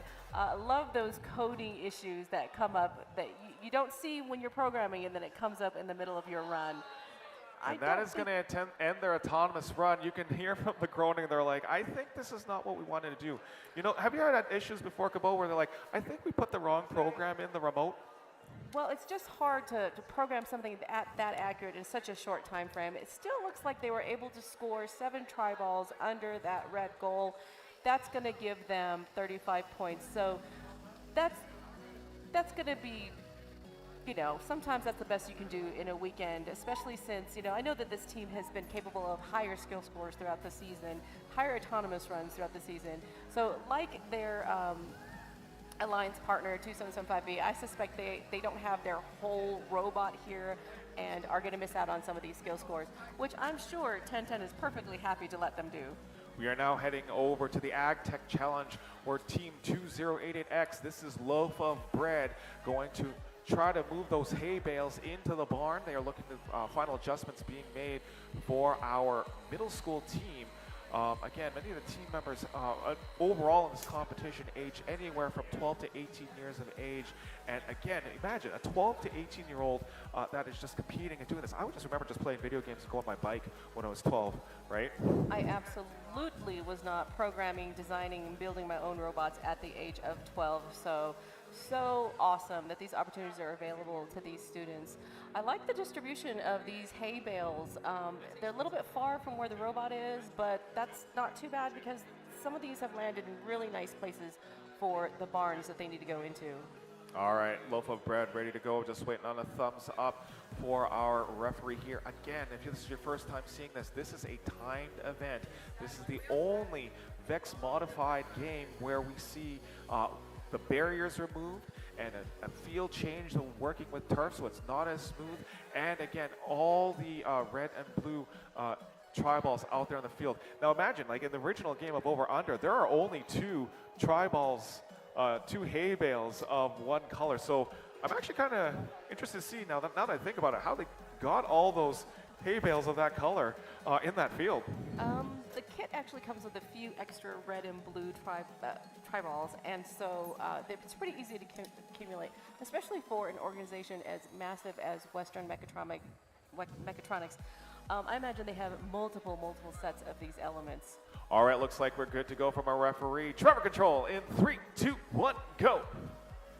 And Loaf of Bread now starting to move into that turf. And again, that turf has been problematic for many of our teams. It's creating extra friction, extra torque in that motor, overheating the motor, and it's going to create a lot of difficulty for our robots. Definitely slowing down how these robots move on this turf. But that's how it is out in pasture sometimes. You got to adjust to the terrain, and that's what these kids are doing a wonderful job of doing. With this being their second attempt, though, I know that they have taken what they learned from their first attempt, and they're going to apply it here. I'm excited to see how much they improve their time. Definitely this run looks to be a lot better than their first run. And again, we do still hear the grinding of the gears of their intake, but definitely with the positioning of the hay bales in this round, they definitely have a lot better maneuverability and time going into this. Time sits right now at 53 seconds, and they are just, again, definitely a better run from their first one. Yeah, making those corners look easy with their intake there. Great job. Minute 5 left now. Oh, sorry, minute 5 on the clock as they now, again, those corner hay bales. They found an effective way to do that. Great intake. And starting to put those in, and now just making sure that it's just like they're taking the crop and just ramming it in there, making sure that it's in there in the barn. It looks like they've got half that pasture cleared, so they're going to go after that other side. The job's got to get done. Got to make hay while it's day, right? I see that there is that intake trying to get it, and I think they were trying to move into there, but I think the hay bale was put in a position where they could not maneuver, and I think they are putting the remote. Nope, sorry, I thought they were done, and they're gonna. I think they may be finished. I believe so. Definitely is some kind of technical difficulty out there. I think they may have called it for the day, or for the run. Looks like our referee is counting up the score, so. Yeah, well, I think we'll get a final time. I think Loaf of Bread has chosen to throw in the towel for that one. And I think, yes, there might have been just an incorrect mechanism, and they're going to have to go back to the pits and repair that. And I mean, they got some time right now to get that third attempt and hopefully better their time from last one. Yes, definitely going to have one more attempt. We'll see if they make use of that. There is $10,000 on the line, so I'm sure that they'll be coming back.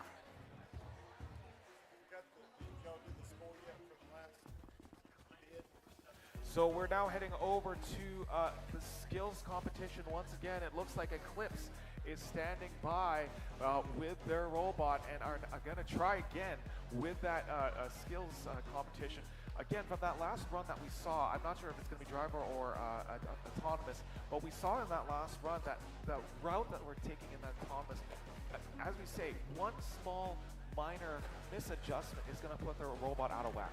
Making sure that your robot is aligned, especially if you're doing an autonomous run, making sure that the robot is aligned is so incredibly important. So I agree with Justin. They've probably gone back, made a couple of adjustments, and are here to show us what this robot is actually supposed to do or can do. All right, Alex.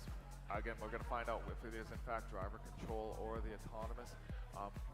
We will, again, Alex just making sure that everything is in play here.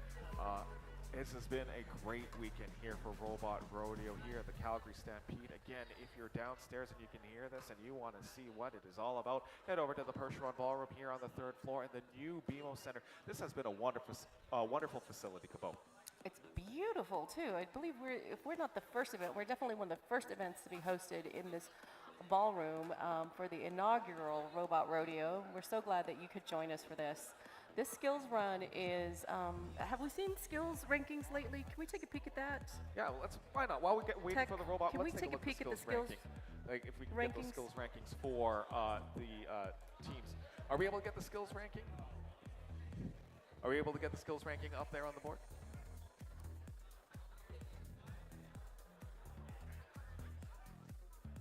All right, really quick for the skills ranking we've got right now, it looks to be 10-ton robotics in the lead, and yes, they're gonna, I think this one is to maintain that lead, but right behind right now is Eclipse, and they'll see if they can try to get onto the board. I think our skill referee is ready to go. Let's do this. Robot ready in 3, 2, 1, go.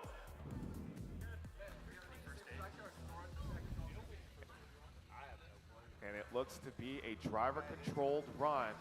And yeah, definitely a driver-controlled run, bringing up a payload about 5 tri-balls into their zone. Again, the goal here in this skills competition is to ensure that those tri-balls go into the red zone. So only red zone tri-balls are going to score the points. 2 points on the floor, 5 points in the net.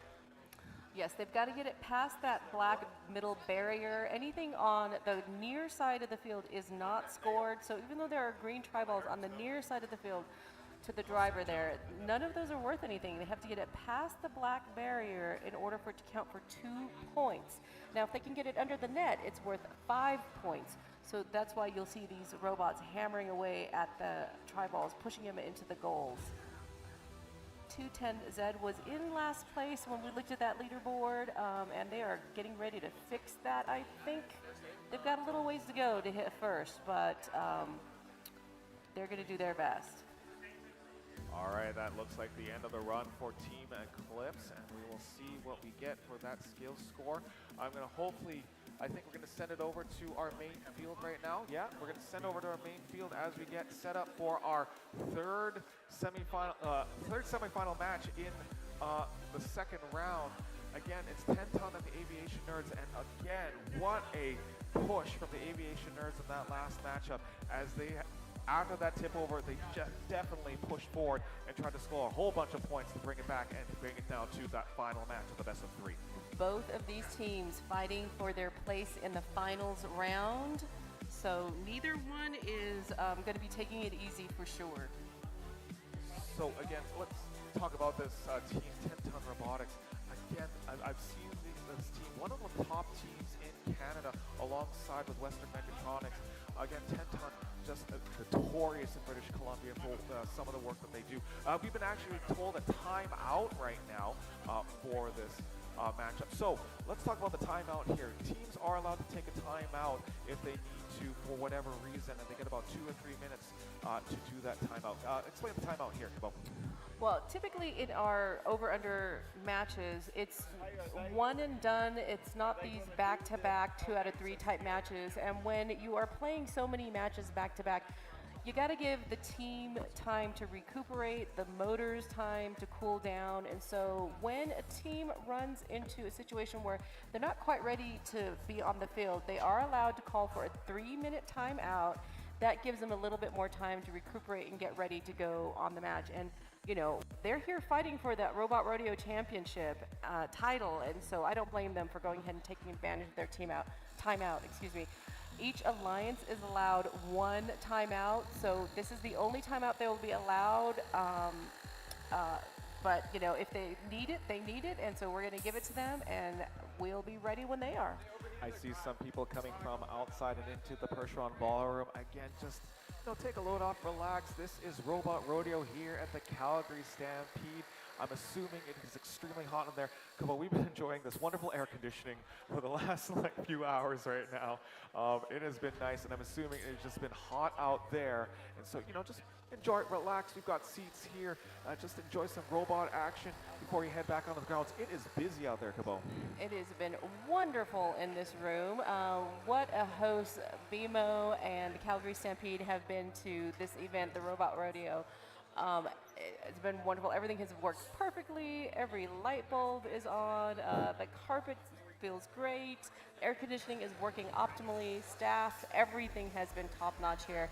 And we're just so privileged to be able to be hosted here at the Calgary Stampede. Yes, we want to take some time now to thank the Calgary Stampede for hosting us here, Robot Rodeo. We also want to take time to recognize Western Mechatronics. They are the ones to put on a show like this, and they do this all the time with, again, even our signature event, Mecha Mayhem, coming up later on in the year. And of course, we want to take some time to thank our sponsors. That is Castles and Kane. Without them, we would not be able to be in this beautiful facility, giving away some prize money to some of these teams.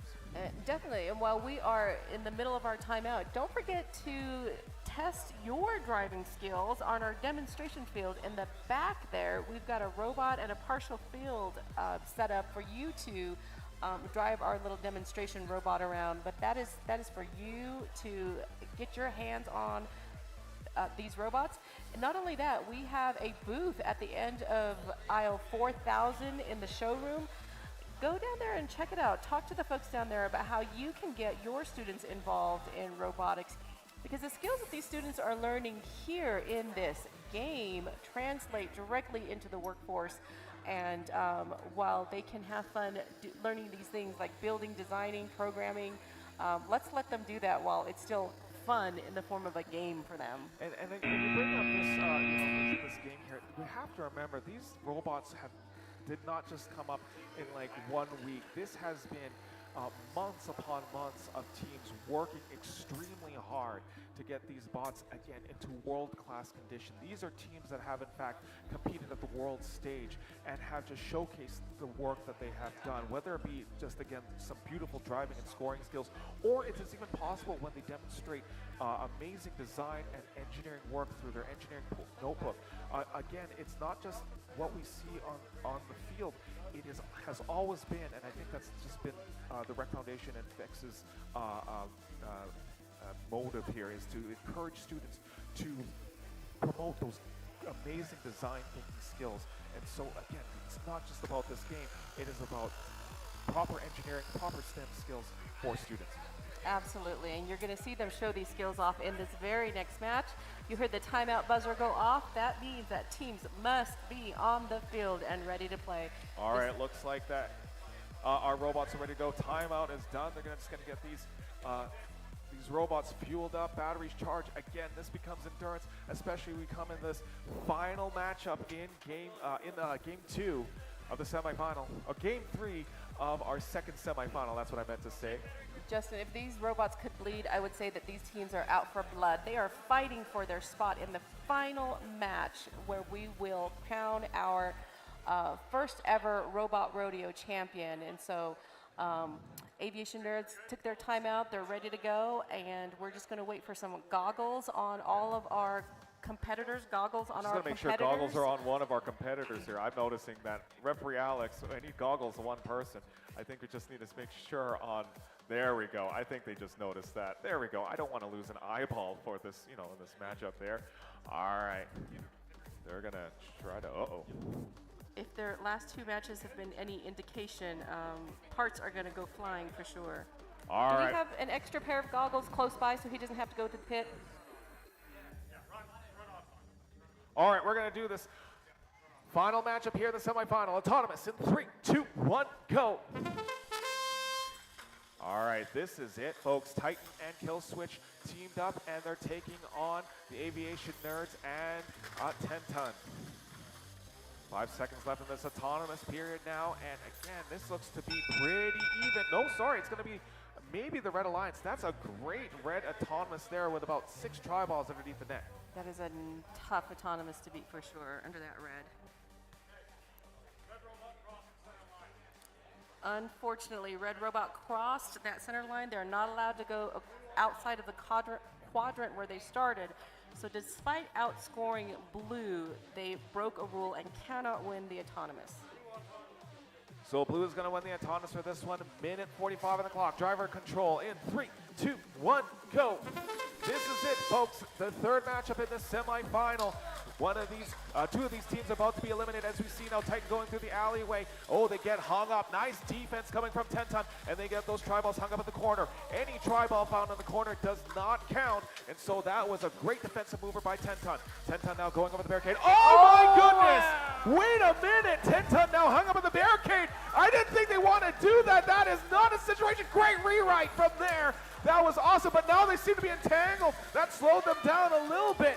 Minute 13 left on the clock. What a set of drama there in that matchup. Oh my gosh, there is a robot that is now tipped on its back. We now have a 2-on-1 advantage for Titan and Killswitch. Killswitch now will get loaded up. Titan now will also get loaded as well. This is unbelievable here. 10-ton now going to have to work double time as their teammate is on the back. 210 Titan and cannot get anywhere near there. Titan now will go load up again on the barricade. 45 seconds left of the matchup as we now see 10-ton going to get loaded up. They now have to work double work here as they now get those tribals again underneath the net. Oh, Titan and Killswitch smelling blood in the water. They're going to try to take advantage of this situation. And now we've got 29 seconds left in this. We've got a cartridge coming out. I think that might have been from 10-ton. The Titan team now moving in as well. Killswitch trying to assist, bring those tri-balls to the other side. 19 seconds left of the matchup. This is just unbelievable, folks, right here on the semifinal. That's going to be, again, Killswitch to score one more tri-ball. 10 seconds left, looking for the elevation. Titan right away getting the elevation. Killswitch looking to elevate on the horizontal bar. One more ball for the 10-ton, and they get the elevation as well. What a match here on the third semifinal. Make some noise for these teams. This is the level of robotics you see when you get teams like this on a field. So much going on in that. I know this is an intense, folks, but if you are, standing up, we do encourage you to sit down in a chair. I know this has been crazy. Take a load off, find a free chair, but man, this has been a crazy match. Cabo, what else have we seen in this matchup? This has just been an unbelievable semifinal. Way to end off the second semifinal round. Well, this is the first match where we've seen 3 elevated robots, 2 on the elevation bars and 1 on the middle barrier. So excellent job to the teams for doing that. Early on in the match, we saw 10-ton on its side, and in Aviation Nerd's attempt to get them upright, it looked like there was a little bit of entanglement there, but precious seconds were lost in that gameplay time while they were trying to disentangle and help their alliance partner get upright. They were able to accomplish that, and both robots got back into action. But then, in the course of, when you've got 2 robots coming at each other under the alley the way that they do, we've already seen Aviation Nerds flip over once. And so sometimes when you've got a robot that is just center of gravity's off or whatever, in the roughing world we call it a tippy robot, and sometimes tippy robots just tip. There is definitely an interaction there. We'll have to let the head referee determine if that was an intentional or unintentional tip. I will say that the game itself is not designed to help keep robots upright. I call the tri-balls little robot ramps because you drive up on those things just right and it's going to want to flip your robot right over. But with Aviation Nerds on their back or on their top the way that they are, that robot's not going to go anywhere. We're not able to contribute to scoring like they typically do. But, at this level of gameplay, it's about strategy. It's about being in the right place at the right time, and tough calls have to be made. Sure, I'm glad I'm emceeing today and not reffing. You'll notice that we had some of our scorekeepers take that bar and take a look at the elevation of the robots. Cabo, discuss some of those elevations. How are those elevations scored here on this particular event? Well, to be elevated, you just have to be up off of the tile, and so whether you're sitting on top of a black bar or hanging off of a colored bar, as long as you're off of the tile, you are considered elevated.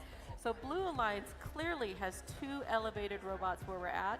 Red Alliance has 1 elevated robot, and the higher you can go on these bars, the more likely you are to secure the top number of points, which is 20 points. If you're in the same elevation tier, then the multiple robots can have 20 points, and then anything below that is going to reduce by 5 points. Lots of conversation happening regarding this Aviation Nerds being on their head right now, for sure. So again, referees discussing it. So when we have referees having a conversation, you know that there's going to be some really important thing that they need to discuss here. So while we have that discussion happening, might as well take it over to now our skills competition where Eclipse is standing by. I don't know if we'll be able to get a referee on the Eclipse match, but Eclipse is currently on the skills competition, ready to go, and we'll see if we can get that run right away and get another score here. We are coming down to the end of the competition, and so many of these teams at this point are trying to get their skills abilities finished so that they can get onto the scoreboard. Absolutely. Final runs and skills. These robots are going to be hungry to run up that leaderboard. That was a super exciting semifinal 2.3 match there. But I imagine this skills run is going to be a lot of fun to watch too. And typically when we have some of these matches, usually sometimes like we have the skills but our committee here has said, you know what, we're going to just keep running the skills and we'll see how many skills runs that we can get. So this has been an interesting opportunity that once they're eliminated, they still have an opportunity to score some of those points in that arena, in the skills arena. Absolutely. Many, many opportunities for these teams to be on top. Not only do we have the head-to-head matches on this field, we have the Ag Tech Challenge in the center, and of course the Skills Challenge on the end there, in addition to our judged awards for their engineering notebook and their team interviews, and even sportsmanship. I love that sportsmanship award. All right, now we're going to send it over to the over-under Vex video. Again, if you just come in to join us and go, how the heck is this game played? We're going to just show you a quick video on how over-under is done. Welcome to the 2023-2024 Vex Robotics competition season and this year's game, VRC Over-Under. Over-Under is a head-to-head game played by two alliances, one red and one blue, made up of two teams each. The primary game objects in VRC Over-Under are plastic acorn-shaped tri-balls with a primary dimension of just over 6 inches. There are 60 tri-balls total in an over-under match, 1 preload per robot, 12 on the field, and 22 match loads per alliance. There are 2 netted goals on opposite sides of the field. A 3-inch PVC barrier divides the field into a red offensive zone and a blue offensive zone. Each tri-ball scored in a goal is worth 5 points, and each tri-ball which makes it into an offensive zone is worth 2 points. Robots can pick up additional tri-balls from the field or retrieve them from match load zones that are in the far corners of the field. However, robots may only possess 1 tri-ball at a time. Matches begin with a 15-second autonomous period, where robots operate without input from their drivers. During the autonomous period, alliances must keep 1 robot in their offensive zone and 1 robot in their opponent's offensive zone. Robots begin with 1 alliance-colored tri-ball as a preload. This alliance tri-ball always counts towards the same color alliance as the tri-ball, regardless of where it is scored. The alliance who scores the most points during the autonomous period will earn a bonus of 8 points. Alliances may also earn an additional autonomous win point by completing certain tasks during the autonomous period. The 1-minute 45-second driver control period begins once the autonomous bonus winner has been determined. During the driver control period, robots are free to move about the field. However, if an alliance ever finds itself with 2 robots in the same offensive zone, this is called double zoning. While double zoning, tri-balls that are scored in an alliance's goal are no longer protected from opponent robots. The VRC over-under field also includes 2 sets of alliance-specific pipes on either side of the barrier. These are called elevation bars and are used at the end of the match for elevating robots. At the end of the match, each robot's height off the ground will be measured to determine their elevation tier. Elevation points will then be awarded based on each robot's tier relative to all other robots. For example, getting to Tier E could be worth as many as 20 points or as few as 5. Elevation tiers begin at the floor and they end above the elevation bar. VRC Over-Under can also be played in skills challenges, where one team competes against the clock, and the collegiate level Vex U competition, where teams design 2 robots using advanced materials. Check out the game manual or talk to your REC Foundation Team Engagement Manager for all the details. Official rules and game information for VRC Over-Under can be found at roboticseducation.org.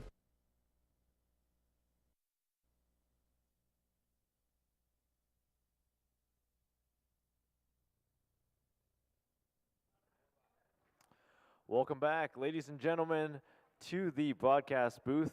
My name is also Justin, and I'll be taking over for Justin for the next few matches here. Man, what a match that is. Action, drama, it had it all. Oh,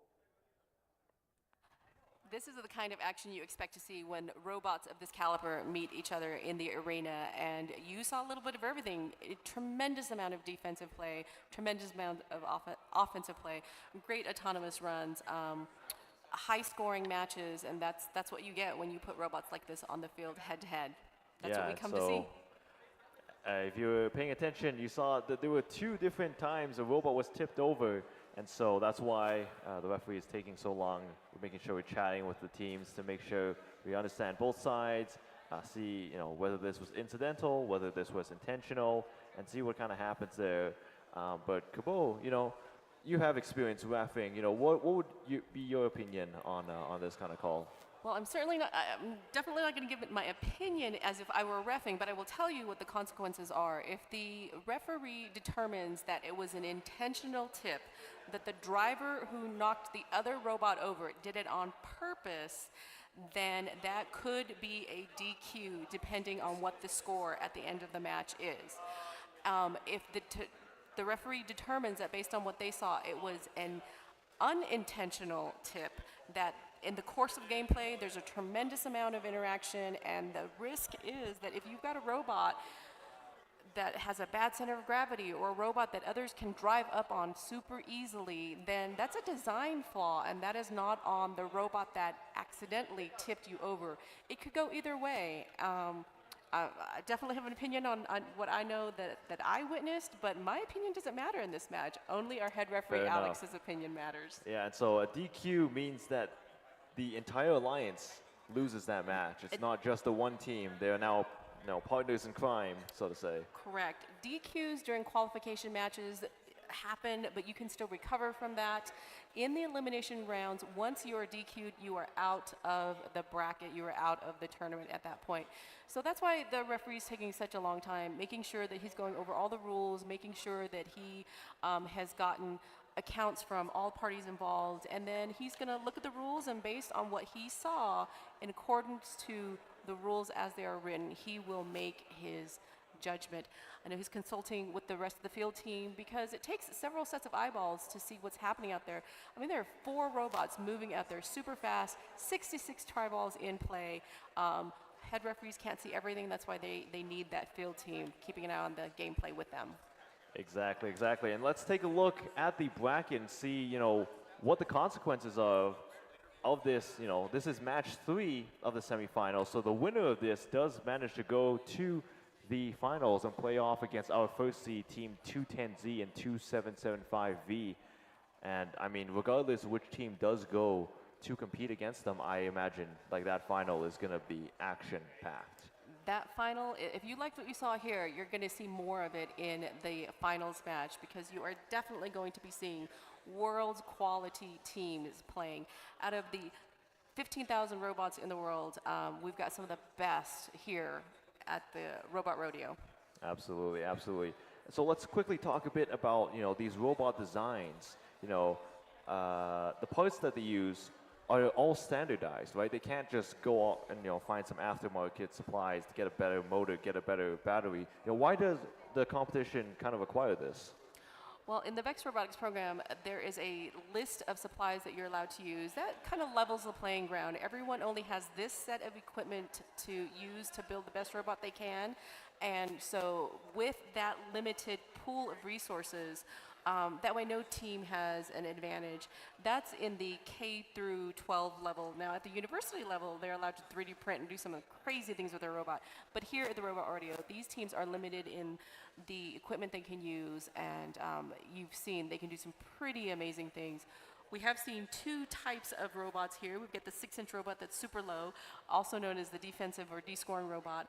And those robots are designed to get under those goals, and in just the right moment, under the right rules and circumstances, they are going to try to descore as many tri-balls as they can. And then we've got the more offensive robots that are going to take those tri-balls, introduce them into the field, and then score them as quickly as they can. Gotcha, yeah. So 2 different strategies that have evolved throughout the year of development. And this game initially was announced and released to the public back in May of 2023, and so teams have had over a year to work on their designs, improve their designs, and come to this robot rodeo with like the best iteration of their robots. Absolutely. What you are seeing is the final iterations of what these kids have been working on for the whole entire year. They have fine-tuned these machines, and that's why we get to see matches like that. Those teams going full throttle. Unbelievable. It's really, really incredible. Let's dive a bit more into some of like the specifics. You know, how many motors is a robot allowed to use? You know, I bet that these teams wish they were allowed 12 or 24, but they're only allowed 8 motors. A very popular design is to have a 6-motor drivetrain. Some of these teams have up to 8 wheels geared onto their robot bases, and so 6-motor drivetrain is pretty common. And then with those 2 extra motors, they'll do mechanisms like their roller intake or their catapult or sometimes a flywheel. And then they use the pneumatics for the little extra things like whipping out those wings that you'll see to push and plow, 10 tri-balls at a time when they can. So that typically tends to be the distribution of their motors and their power. Lots of power to play with on their robot for sure. Yeah, incredible. And these motors, they're powerful. They only get 1 battery to power them all, and so it kind of works out. The battery can only provide so much power for the event, and so they've got to make sure that they adapt. Let's talk about some of the ruggedness then. How do we make sure that, there's a lot of contact that happens in these matches. We saw it in that last match. How do we, ensure that these robots are built sturdy enough to handle these kind of contacts and, they're able to play defense in a way that doesn't actually damage their own robot? Absolutely. You've seen different robots parts falling off on the field, in the middle of the field. I call them robot guts. And so as the teams gain experience and, after they've been clobbered enough time and lost enough motors and lost enough wheels and cartridges, they learn to build their robots in a way that protects their motors and their brains, their sensitive equipment. They learn how to wire their electronics in a way that doesn't accidentally get entangled, and then they learned how to build their robots just to protect those sensitive mechanisms, to make them nice and sturdy and hardy. And it just comes with experience, and honestly it comes with getting beat. You get beat enough times and you figure out how to start winning, right? Yeah, sounds good. It looks like we have scores available for that match. The referee has finally decided and the teams have come to a conclusion. Let's take a look at the score. In the end, it looks like it was a disqualification for the Blue Alliance. Wow. So the Red Alliance will be moving on into the finals.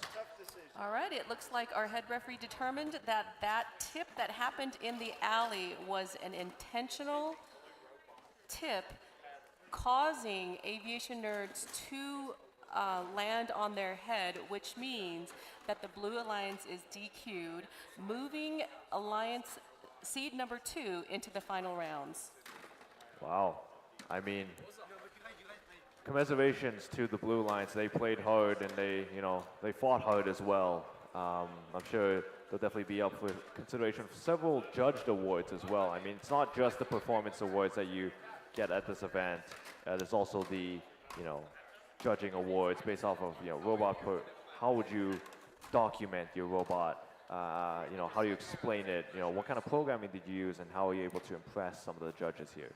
Absolutely, and I suspect that even with Killswitch and Titan no longer being in the performance part of the tournament, that these are high-performing teams and high-performing robots. I expect their names to come back up again in the judged awards. But what a show Killswitch and Titan brought to us this weekend. Thank you, Blue Alliance, for a great performance, great showing, and this happens, DQs happen. The rules are written the way they are for a reason. It's to ensure that everyone is playing on a level field. And like I said earlier, Justin. Well, they didn't know that yet. They didn't know. We thought we were going to play a prank on the people on the internet. They didn't know that I was back up here. I am definitely glad I was not reffing on that match. But we are going to give our second seed alliance some time to cool down with their motors and give that team a few minutes to regroup as we go into the finals. While we head on to now a skills competition, I believe now Eclipse is ready to go and showcase their skills. Yeah, again, the other Justin now here at the mic. Again, you got to take a peek at the gooder looking Justin, but I'm back on the mic here to basically announce this alongside with Cabot, this skills matchup for Eclipse here at the Robot Rodeo. Looks like we're getting some final adjustments being made on the skills arena. A couple more things. Again, when it comes to the skills arena, these teams, not only do we see this here for this arena, but we have to remember that these skills are world ranked. So many of these teams are measured up against the 15,000 teams that are in the world. Absolutely. Teams from all over the globe get on that skills leaderboard, and we're proud to have some of the best ones here.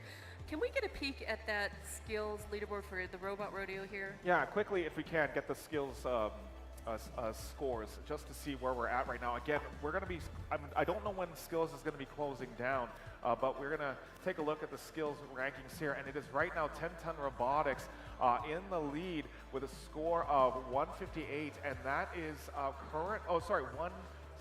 total score of 326. I was looking at their coding score there at 158, so their final score is 326, but Titan, look at that difference right now. That is a 3-point difference to get in the first place, and 10-ton is in fact finished. So Titan has an opportunity right now to get and possibly surpass 10-ton in the skills challenge. That strategy that 10-ton has used to just use their autonomous for their drivers has worked really well for them. But they have maxed out all of their attempts, whereas 210T Titan has only done one of each. So there is room for them to not only catch up, but to surpass. All right, we're now headed over to the Eclipse Arena there on the skills field. And so Eclipse is going to go in 3, 2, 1, go. And we can see right now that they're going to load up and bring those tri-balls through the alleyway. Again, you'll notice that the tri-balls are going one at a time. That is the ruling here at Vex, is that you can only put one tri-ball at a time. You cannot just put a whole bunch of them in place there. And great job there navigating those tri-balls to the other side. Looks to be a driver control here at Cabot. I'm kind of feeling autonomous, but what we'll see here, not only are they loading them into the arena one by one, they have to make sure that that tri-ball contacts that robot before it lands on the tile, because it is illegal to load the tri-balls directly onto the tile. So not sure that I'm seeing a driver necessarily. I'm looking at a couple of match loaders and maybe one person holding the box of tri-balls. Maybe they're just putting one, moving it forward and backward. And you know what? That might be an effective strategy here in Skills Arena. That's effective than some other strategies there. Oh, it looks to be stuck now. Definitely true. Definitely true. I think they are. At least that's an attempt at it. They're just feeling the field and just seeing how that goes. That was a very interesting attempt from Team Eclipse. Based on what I know about 210Z, I'm going to say that was an autonomous run, because they are pretty aggressive on it. Had that been a driver run, I would have expected a lot more tri-balls under the goal there. I believe we're going to send it over now to the Ag Tech field, the Agricultural Tech field, as now 10-ton is going to be getting ready to move those hay bales into the barns here. 10-ton now just getting organized and getting finally set up. Again, notice that you can't see that on the camera, but the teams are bringing their laptops, bringing all the equipment that they need. They even have the gloves there ready to go, just to make sure that they have the right code. So some of these teams are coding on the fly to ensure that they have proper coding, proper programming, as well as a great set of hardware going into this matchup. And what a cool skill that they have learned, how to be able to code on the fly. I wish I could do that. It takes me hours to program a robot to drive straight and turn right, and then to be able to find its way back to where it started. So impressive that these students can do it on the fly, under pressure, in a competition like the Robot Rodeo. Now, I know that there are even some speculations of, let's say, artificial intelligence that are coming up with these codes, but honestly, with the great coaching coming from teachers and staff and parents and all that stuff, these kids don't need those AI tools from what I'm seeing. They look like they know what they're typing, they know what they are coding, and more importantly, they know what each one of those lines of code do. Especially now in this day and age, we might see some students who are like, let's just copy a code and let's hope it works. But these teams here know what's going on with their code, know what's going on with programming, and then essentially take those skills out into the field. Well, two things. First is that I've seen some AI coding and it is not impressive. Let me tell you, there's a long way to go before AI can code the way that these students can. And second of all, I've seen copied code and it just doesn't work because every mechanical difference between your robot and the robot that you've copied a code from is going to matter in how that code is run on your robot. So definitely do not recommend copying code, and it's just not effective. It is not good.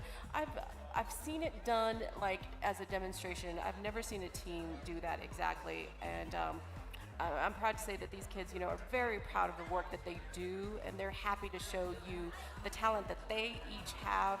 And we're about to see that real soon here on the Ag Tech Challenge field. All right, looks like we're going to get the thumbs up from the referee. Ton almost ready to go. They've got the goggles on. Again, the drive team is going to be able to navigate this particular field. It's all randomized, so we have no idea where those hay bales are going to be. The time to beat, 1:43 for the team from Vancouver, British Columbia. This is their third and final attempt for that money, so $10,000 on the line. They are going to have to sort our red and blue hay bales into the red and blue barns. I see the teams there talking strategy, trying to analyze real quick the layout of their hay bales on the pasture. All right, we got the thumbs up from our referee. Let's do this. Driver control in 3, 2, 1, go. And 10-ton right now, going to be looking for that proper pathway. And then the strategy that we've seen, especially set by from the team in Jackson Area Robotics, is to make sure that all the hay bales have been clustered in the right position so that they can use the wings and the momentum of the robot to push everything into the barn. Yes, absolutely. They have, with this being their third attempt, they've already done this 2 times, and they are trying to get in the money by getting one of those top spots. But definitely sorting out the red hay bales, trying to make sure that they're very strategic and careful. And as a reminder, I've said this a couple of times, but these robots were not designed to do this Ag Tech Challenge. So everything from the turf to the way that the tri-balls react on the AstroTurf is different for these drivers, and they're having to adjust as they play, doing a great job sorting the red hay bales from the blue hay bales. Again, you can see that Jackson Area Robotics watching that time very closely as we now hit 1:06 right now. They are now going to make sure that those tri-balls now for 10-ton are going to, it looks like everything is separated. It just looks like they just need to put everything and put it all away. I mean, being very, very strategic, very, very careful. You don't have to be the fastest robot out there to do well with this challenge. You just have to be really, really accurate, because every hay bale stored in the wrong barn is a 5-second penalty. So accuracy matters, and as well as speed. It looks like they are wrapping up on the blue with just a few more to go, and they have exceeded that first place time, but hey, there's second and third place. There's money down several of those ranks, and it looks like 10-ton is aiming to be in the money.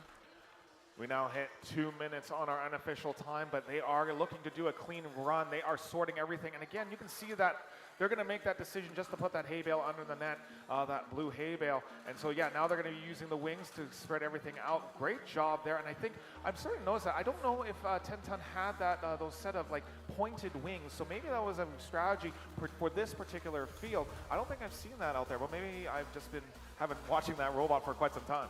Are you talking about the triangle shapes on the Yeah, very almost top? like the bull's horns. Yeah. Yeah, that is actually used in the over-under game to be sure that when they put those wings down, to ensure that they are in that loading zone legally. So they'll put those down to be sure that they're in that corner to be legally match loading. But it does look pretty cool on the robot when they're up, doesn't it? I know. Again, apropos for the Calgary Stampede, it is a bull out there just charging into that field. I think we've got a final time from our referee. We've got a time of 2 minutes and 43 seconds, so a little 1 minute over. I think they took that one penalty of the hay bale in the wrong scoring area. So again, it is still Jackson Area Robotics taking that lead, minute 43, as we now get set up for what appears to be an extremely epic final match here on our main arena. It is going to be the #1 seed Eclipse and Jackson Area Robotics taking on the number 2 seed, Tenton and Aviation Nerds. And so it is what we were going to be seeing here, the top 2 teams, the top 2 seeds about to battle it out. And you can see right now, I don't know if you can see on the camera, that Tenton is trying to cool those motors as they're about to head into fight for this final championship.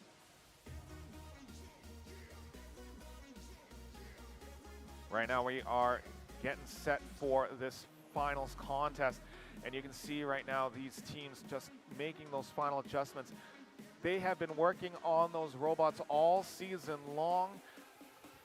We've been told right now that a timeout has been called by one of the teams here, so we've got 3 minutes on the clock. So this is an opportunity. Actually, this has been, referee can call the timeout here. Referee says, you know what, we need some time for those robots to cool down. They have been working so hard on that arena. Wings will give them some time and make sure that everything is charged up and ready to go. They want to be working at full efficiency, Cabo, in that final matchup. Absolutely. So yes, the officials can call any kind of timeout whenever they determine that it is in the best interest of the teams. But when the officials are ready to go, if the teams are not ready, then that's when the team can use their timeout. And I believe both of these alliances still have their timeouts? I believe so. I think both alliances, all 4 alliances still have a timeout. So it is possible, and I hope we never need to go there, where we can use potentially 12 minutes of timeout time. Well, actually, each alliance is only allowed 1 timeout. Oh, one alliance. So we would have a maximum of 2 timeouts left. But if you know, if that's still 6 minutes, Cabo. It's 6 minutes for them to recover and regroup and make sure that they're ready to show us their best game. And that's what we want to see, is their best game. Absolutely. So teams just making those final adjustments. Again, you can't see that on the camera right now, but Tenton just, again, after their Ag Tech Challenge, are just making sure that their robot motors are good to go and then everything pumped up. Again, we also want to make sure, because it's even possible when it comes to the pneumatics, Cabo, that sometimes air can just leave. And so you'll notice that teams will just once in a while plug in and make sure that the capacity of their air tank is definitely full. Absolutely. They want to be able to deploy those wings when they're ready, and they want full air, full pressure when they do that. So yeah, you will see lots of teams checking and double checking their pneumatics tanks. They are allowed 2 pneumatics tanks per robot, and so that's what most of the time you're going to see on these bigger, built-up, bulkier robots. So let's first take time to talk about team or seed number 1, Eclipse and Jackson Area Robots. What can you tell us, Cabo, from what you've seen so far about these 2 teams? Oh, it's going to be a battle royale out there. These guys are, you know, everybody wants that Calgary Stampede Robot Rodeo Championship, and they are going to leave it all out on the field. Hopefully, not all their robot parts out in the arena, but they're going to play their best games for sure.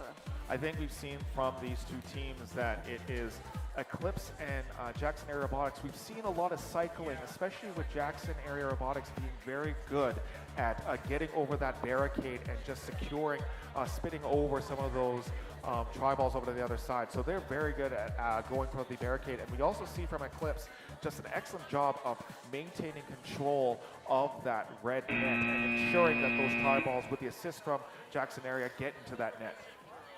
Yes, definitely these robots have been honed all season, and this is the best that these teams are coming with. I believe all 4 of these robots made it to the World Championship, didn't they? Sorry? All 4 of these robots made it to the World Championship, didn't they? I believe so, yes. So each one of these has had world experience. So you have world quality robots now in this main field getting set up for what is going to be a crazy final matchup here at the Robot Rodeo. While they're getting everything pumped up and ready to go, let's take some time to discuss 10-ton robotics and aviation nerds. We just saw them come off of that 3rd game in that 2nd semifinal. What do you think this team needs to do in order to secure a win here in this match? Aviation Nerds has definitely had an issue staying upright. So they're going to have to be really careful that they're not riding up on these robots, these barriers, and these tri-balls in a way that naturally is going to make their robot want to lean. You can tell they have a lot of mechanisms on the back of their robot, and once that front is up, it wants to finish going the rest of the way. So they need to be careful about where they are at on the field, make sure they're not rolling up on a barrier, rolling up on a tri-ball, and honestly rolling up on another robot. because like I said, just looking at it, you can tell they're a little back heavy there. But if they can stay upright, you know, they are formidable for sure. And what about 10-ton robotics? You know that this team is just hungry and ready to go. What do you think about 10-ton robotics and trying to win this matchup? You know, 10-ton has done phenomenal. Not only is that evident in their skills run and in their performance all day, I think they only lost one match today, is that correct? And that's a great track record. One loss out of a total of 10. You know that these guys are a scoring machine, and that's what they're going to try to do in this match. All right, final adjustments being made. Again, Cabot, thank you so much for your insight. It is, I know you've been in this VEX community for so long and you know all the ins and outs of this. It has been an honor and pleasure to work with you this season on this final Robot Rodeo. It's been great. Thanks, Justin. For my first time emceeing, I've had a lot of fun, and you've been a great teacher. Well, I appreciate that. We're getting those final adjustments right now. It looks to be that that is, I think they're trying to change the plates right now. That is Aviation Nerds just ensuring that everything's just tightened up and ready to go. It looks like they are trying to get even just final elastics just put in there. And again, those final adjustments, especially in a final competition like this, is going to be crucial to winning this matchup. Yeah, it's really important that you do that maintenance in between your matches because things do shift, they move, and they just get busted from being hit. That's all that, you know, has got to be done in between matches. Probably not making a whole lot of big adjustments to the robot, not something you want to do right before a big match like this, but like you said, adjusting and tweaking to make sure that they reset to what it's supposed to be. So you're going to notice right now that robots are allowed to touch a tri-ball in their particular corner. That is their preload here. And so robots can position a tri-ball in such a way so that they can start maximizing the scoring of points. Yes, at the beginning of the match, they are allowed to touch the tri-ball of their same color. And so that's what they are out there doing. All right, referee Alex here just making sure everything is ready to go. We want to run a good, clean match here on this final. Let's get hands out of the field, please. All right, let's do this. Alex, give me the thumbs up. Let's do this. All right, finals match number 1. Autonomous in 3, 2, 1, go. And our first finals match underway. As we can see, Titan now getting a couple of, Eclipse now getting those tri-balls underneath the net. And we can see also 10-ton robotics getting their tri-balls underneath the net as well. Looks like Jackson Area Robotics going to be trying to score on that elevation bar. And it looks to be that the Aviation Nerds will do the same, possibly on the blue elevation bar. Looks like Aviation Nerds did not run their other autonomous run because when they were running up against that middle line, they had crossed several times. So we've now got red winning the autonomous bonus. We're going to head now into the driver control in 3, 2, 1, go. And as you can see with that last autonomous run, they also ran out of their quadrant, crossing underneath that blue bar, making it an automatic win for the Red Alliance and in so autonomous. You can see at this matchup, 10-ton right away getting to work as the number 2 seed. This is going to be a very aggressive matchup for the final. We now have the Nerds now. We'll start putting a bunch more of those tri-balls underneath the net, and we'll head over to the alleyway as the score looks to be a payload about 3. This is a very fast match. Jackson Area now will bring all those tri-balls, spin them through the intake, and then bring a payload of 4. They are unimpeded and will score that. Nice job by Jackson Area to score a couple tri-balls on the net. I think one goes out of the arena. 1 minute 7 seconds left on the matchup as we now see all 4 bots on the red side. Again, Jackson Area now will bring it over, and on the other side we have the Nerds bringing it in and then scoring those tri-balls and keeping it on their side. Again, 2 points apiece on that side, and again 10-ton to assist, bringing it under the net. Jackson Area now going through the alleyway. Again, unimpeded, no defense against them, and they're just going to keep loading one at the other. 10-ton looking to try to stop them at the pass, and they do. They're going to steal that tri-ball, bring it back to the other side. 38 seconds left in the matchup. 4 robots now on the red line side. 10-ton will go over the barricade, try to skip that, put that under the net, and they just missed it. And we got a little bit of a pin call being going against the Red Alliance. Eclipse now going to be utilizing that 5 count. 24 seconds left in the matchup as we now see Blue Alliance will score a couple more. That is the Nerds. Aviation Nerds will score a couple more. They look pretty even so far, but from the overhead view, maybe the Red Alliance with a couple more tri-balls than Blue. 12 seconds left. Now we have Aviation Nerds getting blocked by Eclipse. 7 seconds left. We're going to see a potential elevation. 4 seconds left. They're trying to get those mechanisms out there. We do have a chin up possibly from Jackson area. Oh my goodness! You know what? That counts, right? Come on, that counts? That counts until all, well, I'm not refereeing this, but the rule is that the match is over when all robots come to rest. So that is, it's hard for me to not ref from up here sometimes, Justin. I totally get it, Gabo.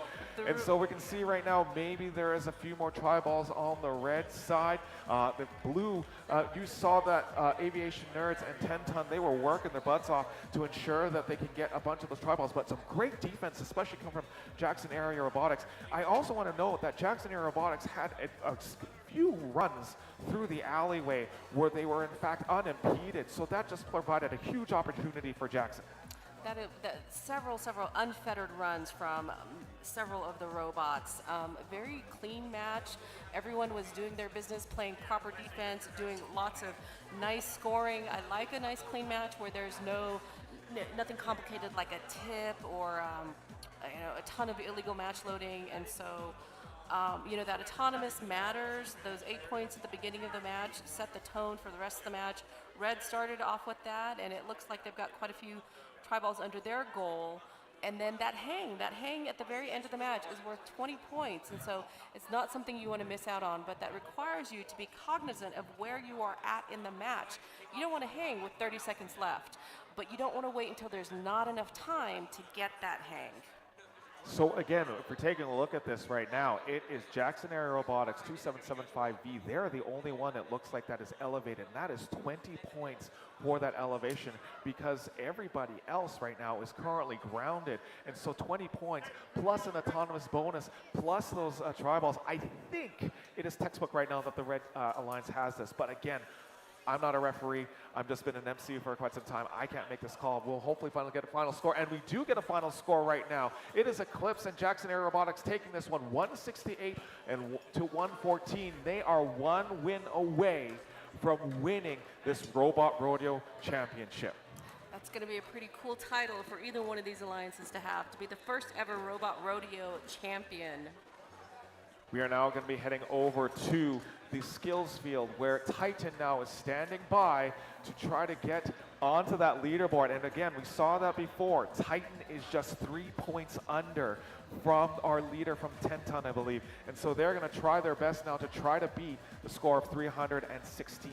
3 points is not a lot. That's only 2 tri-balls over into the red offensive zone, or honestly, 1 more tri-ball underneath the gold than what they got last time.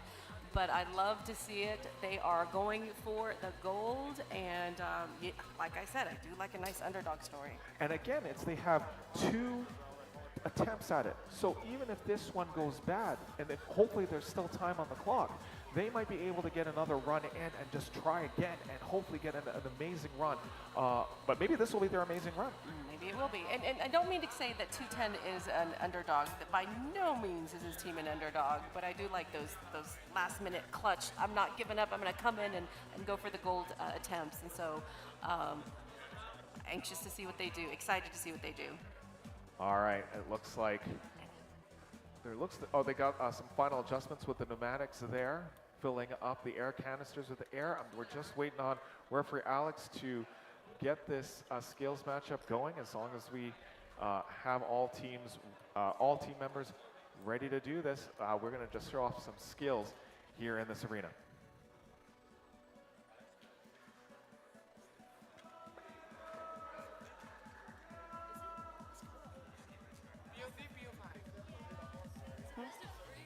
All right, let's do this here in the skills field.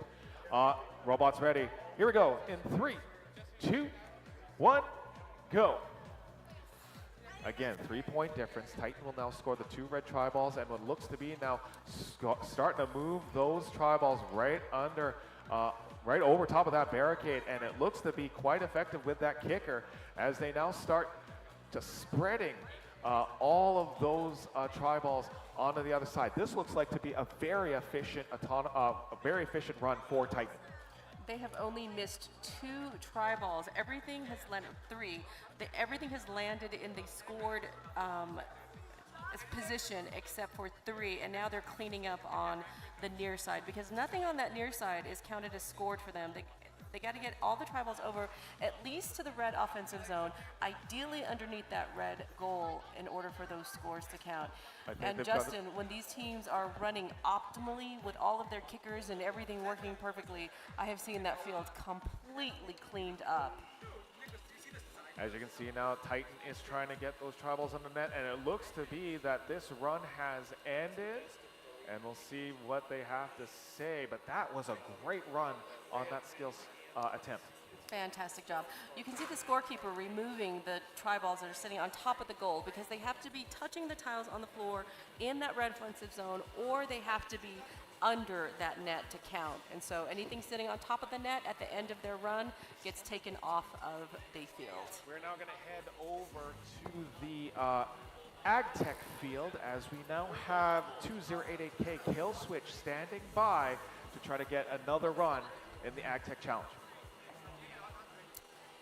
Yes, Kill Switch coming in for some of that money. They, I think this is this their 3rd run, Justin? I'm actually not sure here. I don't even know it might what be their time. 3rd attempt.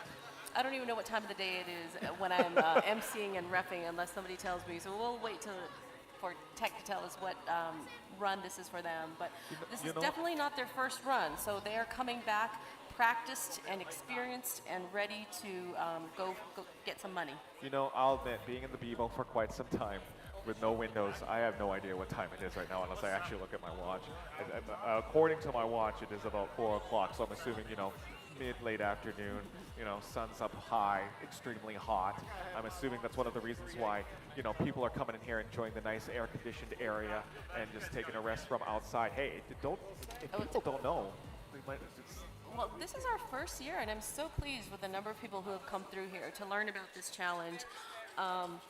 I imagine this event is only going to grow and get bigger and better as the years go by, but we are so grateful for the tremendous amount of support that the Calgary Stampede has shown us, the Youth Initiatives Committee here at the Calgary Stampede. So thankful to Castles for their sponsorship and Kane for their sponsorship.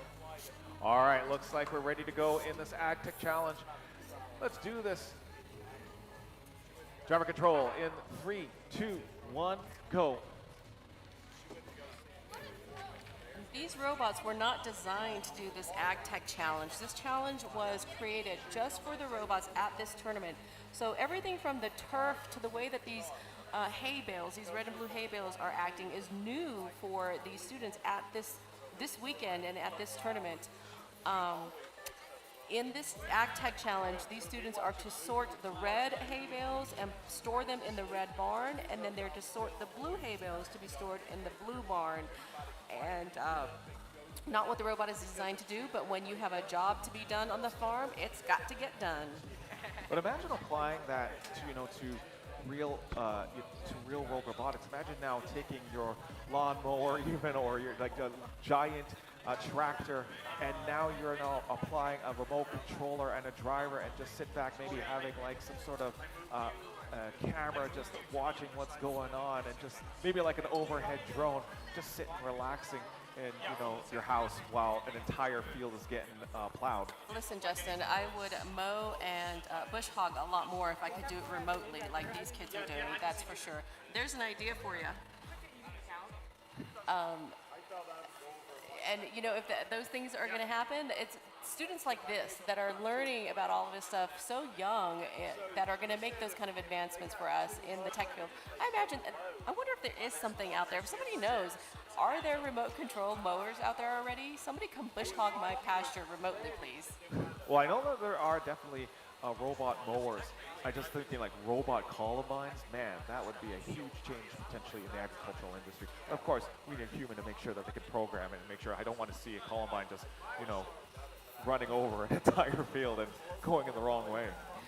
Kill Switch doing a wonderful job. Already got those hay bales sorted. There's clearly a red side and a blue side, and now it's just a matter of getting these hay bales stored in their barn. Those corners not being a problem for Kill Switch like they have been for so many other teams. Just jumping right into those corners, grabbing those tri balls and pushing them on into the barn. Kill switch now will start moving those blue hay bales and ensuring that everything has been placed properly. They have hit a time of 2:16, so they did not beat that time.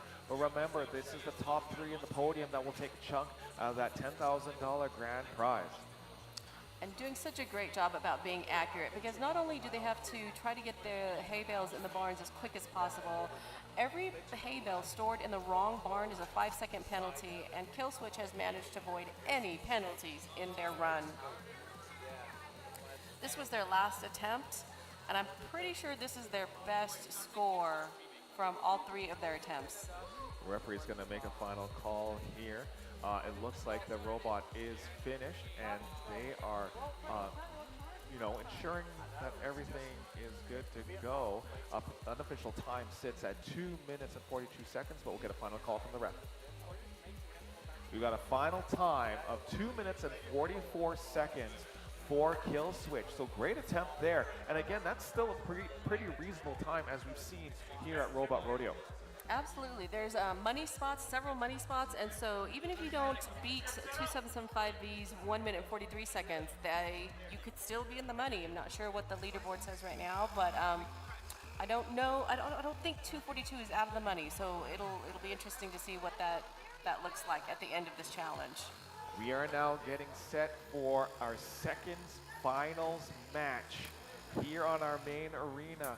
And again, it looks like our robots are almost ready to go. Again, it is do or die now for 10-ton robotics and the aviation nerds as they get set up. And if we look at it the other way, it is going to be Eclipse and Jackson Air Robotics. This is one win away, Cabot, from winning Robot Rodeo. Justin, we are about to crown the first ever Robot Rodeo champions. What an honor that's going to be. I know. Imagine taking this here. And again, from my understanding, we're probably going to be here for, a couple more years, showcasing what students have to offer in terms of robotics technology. And I think just from seeing just this wonderful event here, I think this is going to be an event that's going to continue to grow and showcase some of the best that these students have to offer here in Calgary. Well, there is no denying that tech and ag are tied hand in hand, and as many wonderfully talented, big-hearted ag students as we have in our rural part of the area of the U.S. that I'm from, we have some incredibly talented STEM students, and to bring that together in this world at the Calgary Stampede is so smart.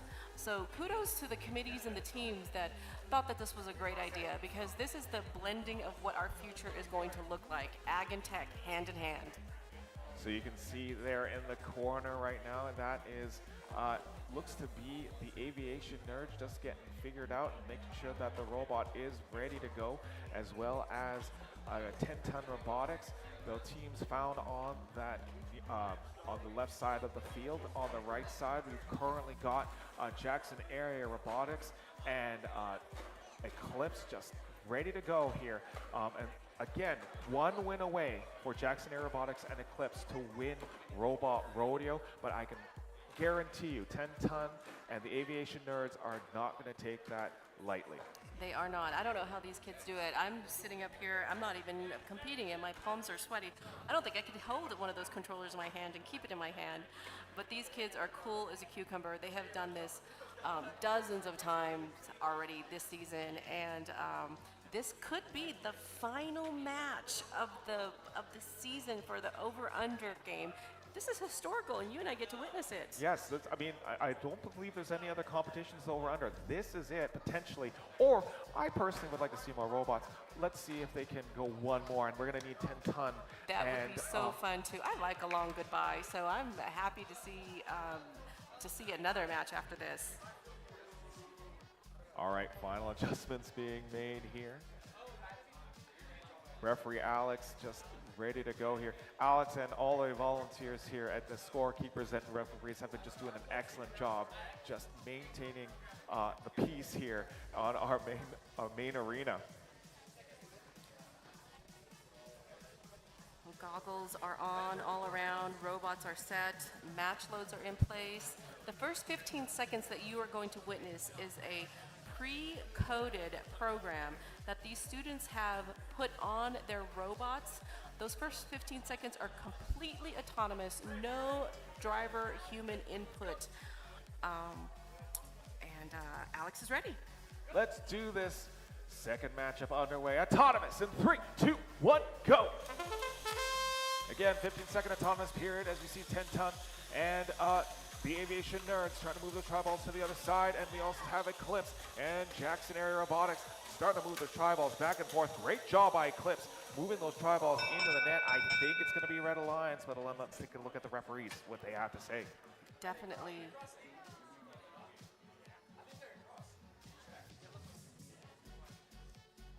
Ooh, there's an interesting call being made. Did the robot cross? I think, yeah, it is a confirmed. The red bot had crossed over the line, and that is a no-no here in this game. And so the blue is going to take the autonomous bonus as we now head into driver control. 1 minute 45 on the clock. Here we go. Driver control in 3, 2, 1, go. That autonomous bonus is so important to start the match off with the lead, and that goes to blue. Blue needed that lead as now we go into the minute 38 right now.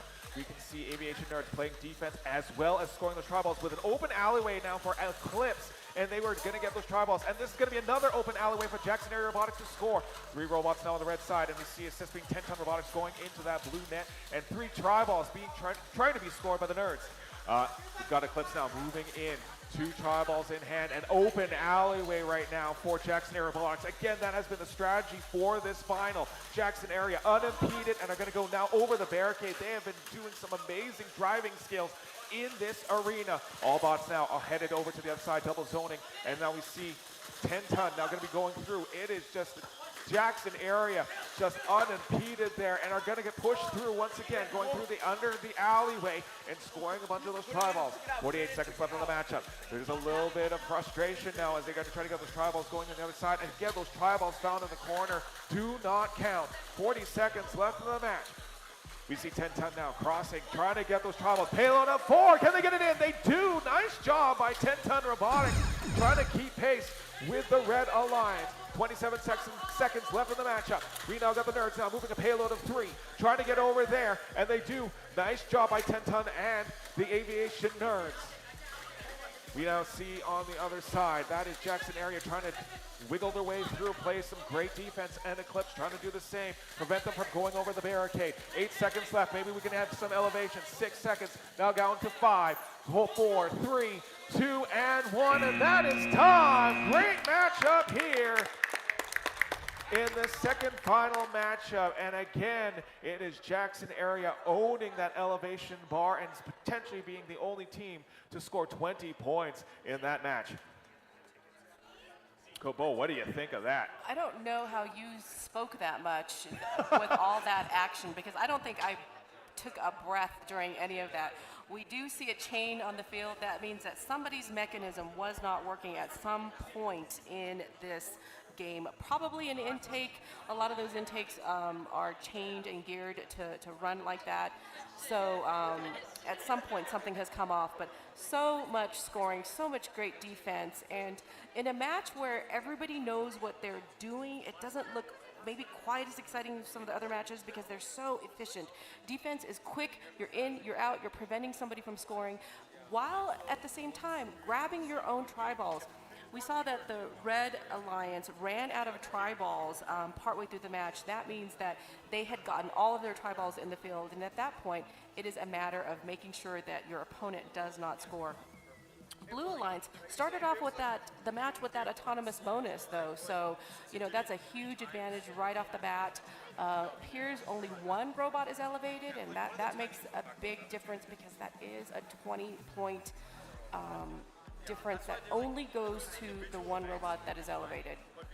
Jackson Area just showing such an amazing program down in Tennessee. You can see again Jackson Area Robotics being the only bot elevated, but take a look again what we saw from that Blue Alliance, 10-ton and the Aviation Nerds. They were at about the second half of the matchup. They were now starting to move pace and try to get out of that defensive position and start moving. Especially, I saw a lot coming from 10-ton, getting those wings and pushing in those extra tri-balls in the net. All right, I think we've got a final result. Let's take a look at the final result of Robot Rodeo, maybe, or do we have one more match? Final score sits at 164 to 118. Congratulations to Eclipse and Jackson Area Robotics. They are your Robot Rodeo champion. What a wonderful tournament this has been, showing once again that the United States-Canada Alliance is a beautiful thing on both sides of the field. We're going to send it over to Justin right now. Justin, take it away. All right, ladies and gentlemen, we still have a bit of time before our final closing ceremony and the award ceremony. So during that time, we will offer teams the ability to finish out and round out their skills attempts as well as their Egg Tech Challenge attempts. So between now and 5 p.m., we will be doing Egg Tech and Skills Challenges while we prepare for the closing and awards ceremony. So awards and closing ceremony will start at around 5:10. And until then, we will be continuing to do skills and Egg Tech challenges. And if you want to do an Egg Tech challenge for fun, but not have it not count towards your run, if you've already maxed it out, you can feel free to do that as well. Thank you. Cabot, we get more robotic action now, even after a final, and we still need to crown ourselves an Ag Tech champion and a skills champion as well. And so now it looks to be, I'm not sure who's at the field right now, it looks to be maybe Loaf of Bread ready to go in the Ag Tech field. I am not sad, Justin. I was a little bit sad because I thought that was the end of our over-under seasons, but I forgot that we still have skills and the awesome Ag Tech Challenge to go. So more robotics, even better. And again, thank you for joining us here in the third floor of the Percheron Ballroom. Again, that temperature, I don't know how hot it is right now. I'm going to look it up on my phone, but it is pretty hot out there. And if you have an opportunity, just come here in the Percheron Ballroom just to relax, you know, unwind. Beautiful air conditioning, great robotics action. Now's the time to do it because this is like, you have like, there's seats, it's just comfy.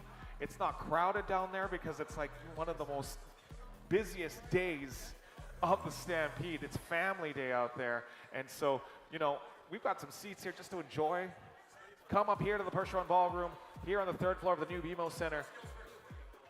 The room is cool, but the action is hot up here, and it looks like we have one of the 210 teams going to try to attempt to unseat the leaderboard.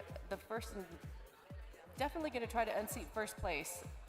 210T doing another run for us, showing us, demonstrating for us what their robot is capable of.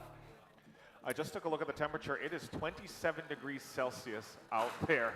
My goodness, it is hot. I don't know what that is in Fahrenheit. I'm sorry, Cabot. But 27 degrees is like extremely hot. I mean, not, you know, we haven't hit 31 degrees yet, but man, 27 degrees. And you are just here relaxing in the air-conditioned room of the Percheron Ballroom. We're just enjoying robotics here. Absolutely. Things are so fun up in here. I think I'm not sure if we're going to go to Ag Tech Challenge or we're going to Skills. We're going to Skills? I think we're going to be going to the Skills Challenge right now as Titan is set up to now run their Skills Challenge. Again, Titan is just 3 points away, and hopefully we can see on the scoreboard where they're at after this run. All right. The goal of this go ahead. Let's do this. Robots ready here in 3, 2, 1, go.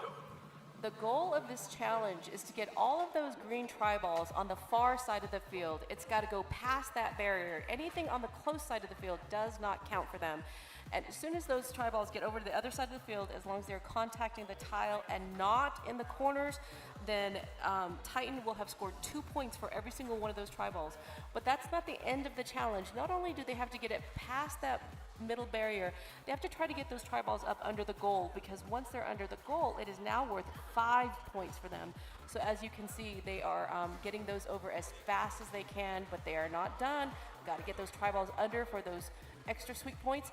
And they're only 3 points away from first place. Will they be able to do it with this run? You can see right now that Titan is trying to get as many tri-balls underneath the net, ensuring that they can get that 3-point difference. Hopefully we can throw a scoreboard after this once we get that skills challenge up and running. But man, what a great drive from Titan. That was amazing. Titan looks very happy with their score. You can see our scorekeeper removing anything on top of that goal off of the field because they have to be contacting the tile on the red offensive zone or they have to be under the goal in order to be scored. But I think they're pretty happy with what they did. All right. We've got our, again, the bestest Justin in the world. Justin Joe are going to be making another announcement here. Justin. Attention all teams, please pay attention because this is very, very important. Following awards ceremony, which will end at around 6 o'clock, everyone, all competitors will be required to stay here until 6:30. Make sure you're wearing the black Robot Rodeo shirt, from which we will escort you over to the grandstand show for all of you guys to go up on stage and wave in front of everyone. So every single competitor needs to stay here until 6:30 to go visit the grandstand show. Got it? Until then, you're welcome to, yeah, it's gonna be crazy. You're gonna be in front of like 20,000 people. It's gonna be lots of fun. Justin, will they be taking their robots or is it just humans? Just yourselves. Don't take your robots because we have to walk through the midway and there's a lot of people out there. So. And you're making them wear black shirts right now out there in that hot weather, man, Justin? Like, yes. Come on. Oh my goodness. Like, man. Looks like we are ready on the Ag Tech field for the for a shot at the $10,000 money pot. Did you hear that? I know we're gonna go through a run here. We're gonna do this. Driver control in 3, 2, 1, go. They are going on the grandstand. I don't even know what the grandstand is, but I'm excited. Oh my gosh, they are going on the grandstand stage. This is phenomenal. You have to, okay, when you have an opportunity, Cabot, like if just get a black shirt on and then just go on the stage and just see what it's like. This is thousands of people. They're gonna be, cheering on these teams. That is phenomenal. If this is a way to end the over-under season here at Robot Rodeo, that is how you're going to do it on that stage. Well, you'll have to forgive me because this is my first time at the Calgary Stampede, but I'm excited and I don't even know what it is. It is a beautiful show. It is just fireworks, great dance performances, and a part of that is going to be now the competitors of Robot Rodeo on that stage. That's crazy. Amazing, Justin. I know they wouldn't let us build a robot to try to get a shot at the $10,000, but I'm going to slip into a black shirt. Just get a black shirt and then just follow them. You're pretending that you're one of the team. And just tell everybody I'm a super senior. We can take a look right now as 28088X Loaf of Bread taking this time right now to put those tri-balls underneath the net. Sorry, again, it's in the Ag Tech Arena. It is hay bales, again, to simulate agricultural design as they now try to move those hay bales in there. And interestingly enough now, Cabot, because now Robot Rodeo is over, it is possible now that teams can head back to the pits and now start designing very quickly, making some small changes to make their robots effective in this arena. Hey, with $10,000 on the line, I would definitely be attempting to make my adjustments. It looks like they are sorting really well. Part of the field, part of the pasture is already clear. Those red hay bales getting stored under that red goal. It does appear that they have a blue hay bale under the red barn, which is going to mean they will have to add 5-point penalty to 2088X's score. But there's not only is it important to be super fast, it's important to be super accurate. And with this being their third attempt, they are coming back with some experience and some strategy under their belt. That corner giving them a little bit of trouble and forcing him to push a blue hay bale under the red barn. Regardless of the run that we're going to be seeing here from the last run at Loaf of Bread, remember, they are a middle school team. This is one of the first robots they're making, and it is the only way to go from here is up. They have got a lot of years of experience left to go, and with some great mentors that are going to help guide them through the next few years, we're going to see probably some championship robot material and maybe sending robots from them to Worlds. If this is the beginning, I can't wait to be there for the end of the 2088X team because they have done a wonderful job hanging in there and cleaning up that pasture really well, getting those blue hay bales right up under that blue barn. Right now they are trying to score those blue hay bales and just trying to clean up the field. The timer sits unofficially at 2 minutes and 58 seconds. We remind teams that there's a 5-second penalty for any of the hay bales that either leave the arena or do not go in the scoring area of the barn. It is also a 5-point penalty if the wrong colored hay bale goes in the wrong colored barn. And so sometimes we've seen in this competition, Cabo, that they're going to take that risk and put a wrong colored hay bale just so that they can get a faster time. Yeah, they did a great job reaching right into that corner that has given so many teams trouble not being able to get those hay bales out of those corners. But 2088X made it just look so easy. So great job, great driving, great strategy. They're going to call it here. Excuse me. They're going to call it here and just say that they're done. But they got a whole bunch of those hay bales out. But it was a great attempt by Loaf of Bread to get out on their robot. Again, we've got the headmaster and amazing person in the world, Justin Joe, on the mic right now, just standing by with additional announcements. Sorry, we have a time also from there. 4 minutes and 45 seconds. This is the amazing, the spectacular Justin Joe on the microphone. Justin. All right. So, to all teams, make sure you have your black T-shirts, your black Robot Rodeo T-shirts. If you do not have one, please go to Jennifer over by the queuing tables. Go to Jennifer and get yourself a black T-shirt. All teams are required to have them. Thank you.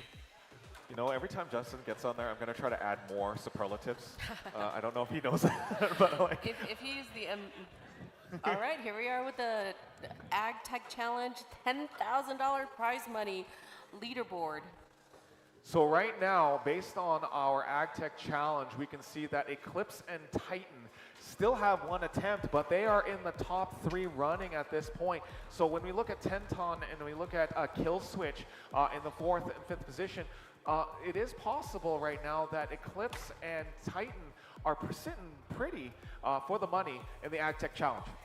I mean, with 2nd through 4th place being within 6 seconds of one another, there is plenty of room for the leaderboard to move around. 10 Ton has run out of attempts, so they probably aren't going to be able to move anywhere, but 210Z and 210T, both, 5 seconds. That's nothing, Justin. I'm excited to see if they play that final run and to see if that leaderboard moves around any. We're now sending it over down to the skills arena where Titan is standing by for their, I believe, one of their final attempts in their skills attempt. And now remember that for the skills attempt here at Robot Rodeo, it is the combination of both the autonomous and the driver control to determine their total score. And we can see right now that 10 Ton still at 326, so Titan needs to find a way to score 3 points in either the autonomous or the drive, and it looks like the drive is in fact done. So they're gonna have to use these next 2 attempts, Cabo, to make sure that they can just get one more tri-ball in the net for an autonomous period, so without them controlling the robot. Right, 210 Titan had a higher driving score, but 1010 had a higher autonomous score. There's definitely room for 210T to raise their autonomous score. And if they can get it up just by 3 more points, then looks like they could. And it is possible that we're going to see that in the next moment here. Referee Alex ready to go. Let's do this. Autonomous in 3, 2, 1, go. All right, now our autonomous underway as Titan will get loaded. And again, you can see this is just great synchronicity on that bot. They are getting every tri-ball one after the other. This is very rhythmic, and you can see that many teams over the season have perfected this particular skill. Yeah, the robots with the kicker, definitely, that's the best way to get those tri-balls over there in skills. And so far, 210T's done a great job, only missing one of their tri-balls, not hitting and scoring like it's supposed to. You can see that kicker on that robot, just rhythmic and consistent. They're now bringing over the tri-balls here. Again, 3-point difference. It is possible now that in this run, they can now take the lead in the skills competition. Can they do it in this next push? That was a lot of tri-balls going into the net, and they're going to make sure that everything is consistently being placed into that net, getting those tri-balls 5 points apiece.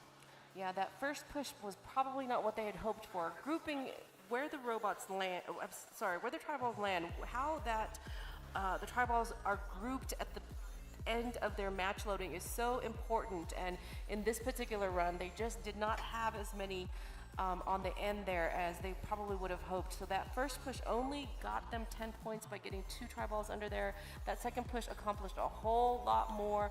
Not sure if it's quite what they had hoped for, but our scorekeepers will let us know here soon enough. I believe now we're going to be heading over to the Ag Tech field as it looks to be OKI pull up. 210 F, I believe, is in the arena. OKI pull up, and they are now getting set to try to go for the money here in one of their last attempts to, get a very fast time. I think with money on the line, these guys know it's do or die time. Let's see what they do. All right, 210F, OKI pull up, ready to go. We're going to see if our referees are ready as well. Let's do this. Driver control in 3, 2, 1, go. And the goal of this game is for these robots to sort these red and blue hay bales into the proper color barn.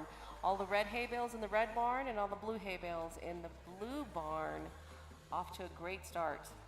Again, the time to beat, 1:43 coming from the team from Tennessee. And OKI pull up, again, that corner has been very problematic, for teams so far in this competition. Absolutely. They had to go after that blue tri-ball in the corner 3 times, and every time that you have to spend time doing that is another hay bale you couldn't have moved. So that's definitely slowing lots of teams down, but already 210 clearing that quadrant, getting all those reds ready and poised to be stored into the barn. Again, they're looking in that corner, and again, those hay bales, just trying to get them into position so they can put them away. Great job by OKI pull up, and they're gonna, I think there might be another hay bale in the corner. Yep, they get that one in, and the time sets to the minute so far, unofficially, and they're gonna keep going here. There's a lot of hay bales left on the ground, Cabot. Yeah, being very careful, very systematic about making sure that they don't put the wrong color hay bale in the wrong barn, because if they do that, if they put a red hay bale under the blue barn, that is a 5-point penalty. And when you're playing a game of speed like this Ag Tech Challenge, those penalties, man, they can add up. 1:30 on the clock, and it is getting close to that time to beat. They're going to try to go for second place here. A nice job getting those hay bales in the red net. A lot of time still to maybe get within that 2-minute and 10, 2-minute 13 range. That's been set by Titan and Eclipse. Yeah, doing a great job isolating those blue hay bales from the red, giving himself a clear path to probably turn around and attack the rest of those red hay bales. And we have mentioned in the past that this is not a standard Vex game. This is not over-under, and a typical match will go 2 minutes long. And so the more that the robot is out there doing its job, the more damage, the more strain it's putting on the batteries or the motors. And so it's going to have to work harder to get the challenge done. Yes, this was a brand new challenge to these teams when they showed up this weekend, and so their robots were not designed to be able to sort these hay bales and store them under the proper barns like they are. They're used to running on a very smooth turf, and so for them to be out in the pasture baling and putting away these hay bales is a new challenge for them. But that's how it is sometimes. You don't have the right equipment, but you got to make that equipment work. That's exactly what these teams are doing. We've got OKI pull up being very resilient on the field. Going to try to finish up with those last few hay bales. They'll get 3 more there. And again, that problematic corner will scoop that one up and then put that one away. And I think that might be it. They might be, oh no, we've got one more out there on the side. And that is going to do it as our referee going to tally this up and get our final time. Unofficially sits at 3 minutes and 3 seconds. Great job, 210F. So accurate. Got everything exactly where it's supposed to be. Completely cleared that pasture. Sorted his red from his blue hay bales. Excellent job. We've got a final time officially at 3 minutes and 3 seconds, and that is not enough to beat currently the team from Jackson Area Robotics. They still have the lead, 1:43. That has been a tough time to beat. And in fact, the original time to beat, 2 minutes and 2 seconds, was beat by the Jackson Area Robotics team. Yeah, that was really tough. I knew we'd have somebody get under 2 minutes, but 1:43 is pretty impressive. So they have solidly secured that first place, best I can tell, and but there is room and there is money still left on the table, and these teams are not gonna leave it just sitting. All right, I think we're going to take a little bit of a break, but when we come back, we're going to go into either one of the skills or ag tech challenges next. So don't go away, folks. We are still here at Robot Rodeo here at the Calgary Stampede, here at the 3rd floor of the BMO Center.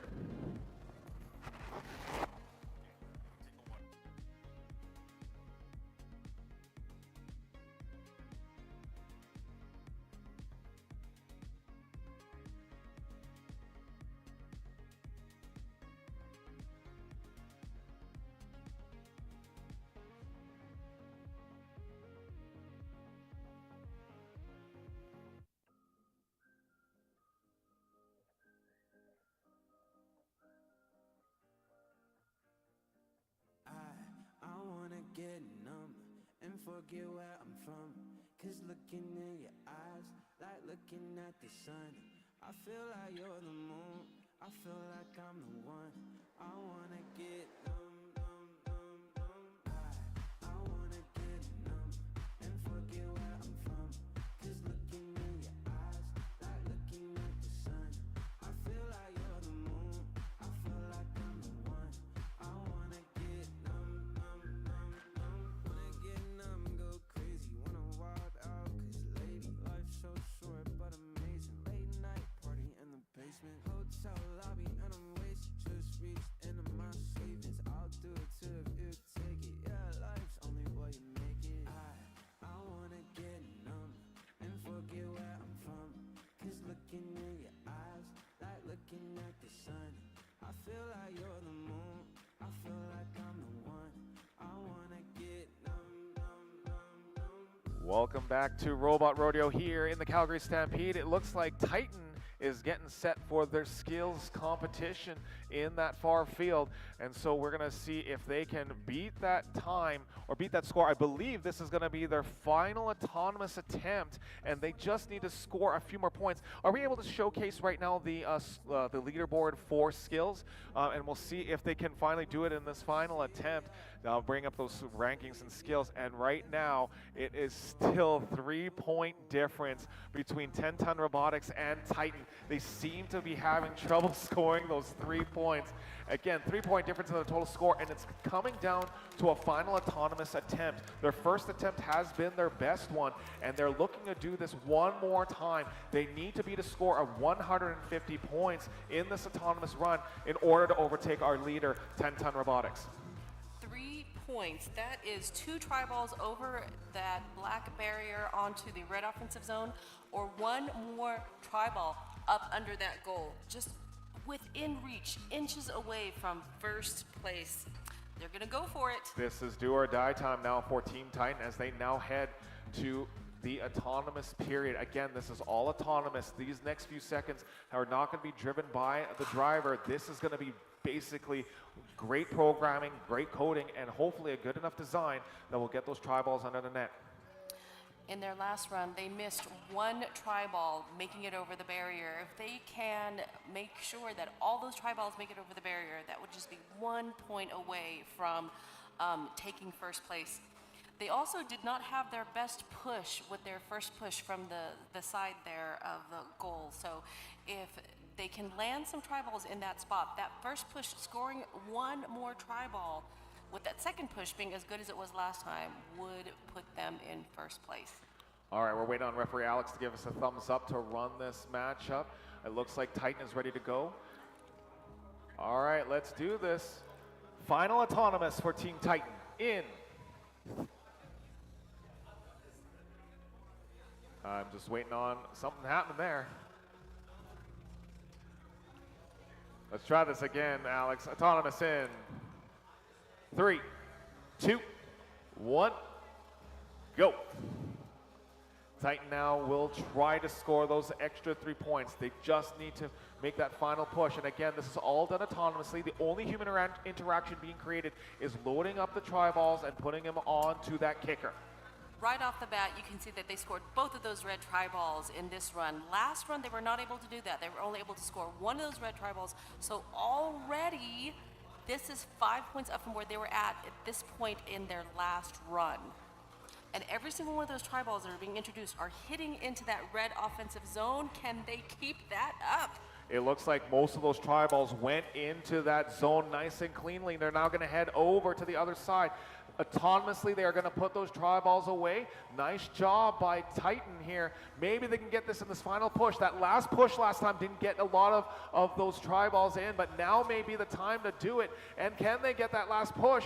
And oh boy, that's going to be interesting here. So Justin, again, they only missed one tri-ball from making it over into the red offensive zone. Their first push, I wasn't able to see how clean that was. The second push looked good, but Justin, any tri-ball that they are contacting at the end of their run does not count. And since they ended their run right there on the goal, from this angle, it appears like they could be touching a robot, but it just needs to be paper thin. If you can run so much as a piece of hair between the robot and the tri-ball, then it is scored. And Alex may have to pluck some of his own hair to just to make sure that everything is good to go in there. to determine if some of those tri-balls are contacting. We'll find out very shortly whether Titan takes the lead or 10 Ton from West Vancouver, British Columbia maintain their lead and potentially become skills champion. And we're taking a look at the clock here again. We have no idea of any time right now. We have 15 minutes left approximately in both the Ag Tech challenges and the skills competition. So it is going to be down on the wire for some of these teams to get their runs in and make sure they're on the leaderboard. Absolutely.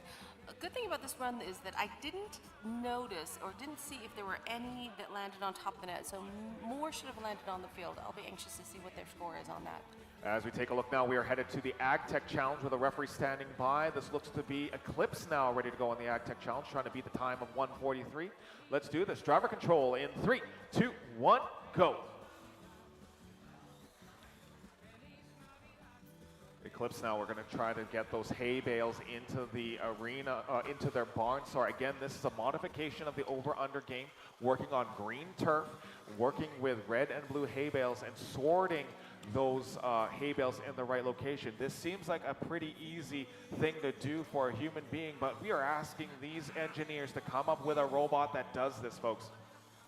And for this particular challenge, this isn't even what these robots were designed to do. They were designed to play the over-under game. And this challenge, this Ag Tech challenge that was so graciously sponsored by Calgary Stampede, Castles, and Kane, this was designed to throw a wrench in the game for the kids. And so they're taking the situation they have and they are doing the best they can with it, sorting the red hay bales, storing them under the red barn, and then sorting the blue hay bales to be stored under the blue barn.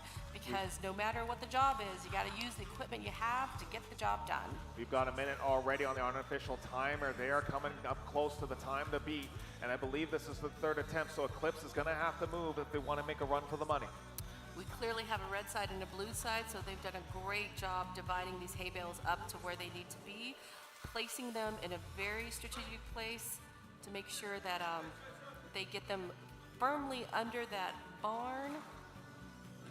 1 minute, 30 seconds with a few more blues to go. If they can push this in fast enough. Oh no, you saw that hay bale move into the red area. I think that might have cost them some time, and that is still the time to beat 1:43. But again, Eclipse is going to try to maintain that top three ranking. Yeah, and it looks they could still come in under a minute maybe. Yeah, defend that second place position or move into second place possibly. Ooh, that corner hay bale is gonna. Oh, that's gonna be didn't give him any trouble, but. Ooh, and that is close. I think we have an unofficial time of 2 minutes and 5 seconds. I think that was just slightly under what the current time is. But we'll see what our referees have to say. Definitely a huge improvement from their last run. So. See what's official. We have a final time of 2 minutes and 4 seconds. That is 2 minutes and 4 seconds on the Ag Tech Challenge. Not enough to overtake the team from Jackson area once again, but I believe that secures possibly one of the top 3 spots. I think that might bump them up into second place. Maybe we can take a peek at the leaderboard on the Ag Tech Challenge. Yeah, let's take a look at that leaderboard right now in the Ag Tech Challenge. Again, with a time of 2 minutes and 4 seconds, now clocked in by Eclipse. And yeah, that's definitely going to put them in second place. And Titan now with a time of 2:20. They're going to get one more attempt at it. We also have attempts, but I don't know if Stratus or Be Humble are going to be going into the arena as well. So maybe we'll see them in there and make that one more try. But again, with the time running out, maybe this is Titan's final attempt at the money, and maybe we'll move into second place. With the design of the 2088 robots, they were not definitely optimal for this AgTech challenge. So not sure if it's going to be worth it to them for the wear and tear on their robot to finish the third attempt. But definitely would like to see if 210T Titans come back for their third attempt to claim that second place spot. I think Titan is within contention right now, 2 minutes and 20 seconds. If they can improve on that time, they can move into second place or possibly even first. But we have seen right now that bar that has been set by Jackson Aerobotics, man, that is a time. And when we saw that performance, I believe yesterday, you saw that they were strategic. They knew where they were going on in the AgTech arena, ensuring that they could separate those hay bales correctly. And they also, if I remember on the run, they did very little in the corner. Like they were very much staying in that inside of the field and just maintain control and composure.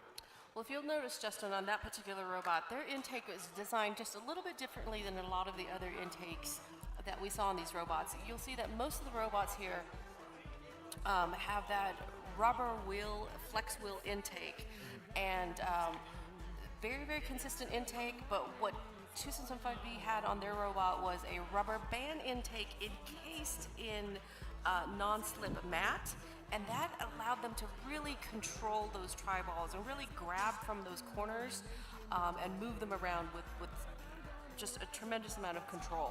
And that might have been the advantage in this AgTech challenge. I'm wondering if we're now heading over to the skills competition next. I don't know if we've got. I don't know if anybody's in the skills competition.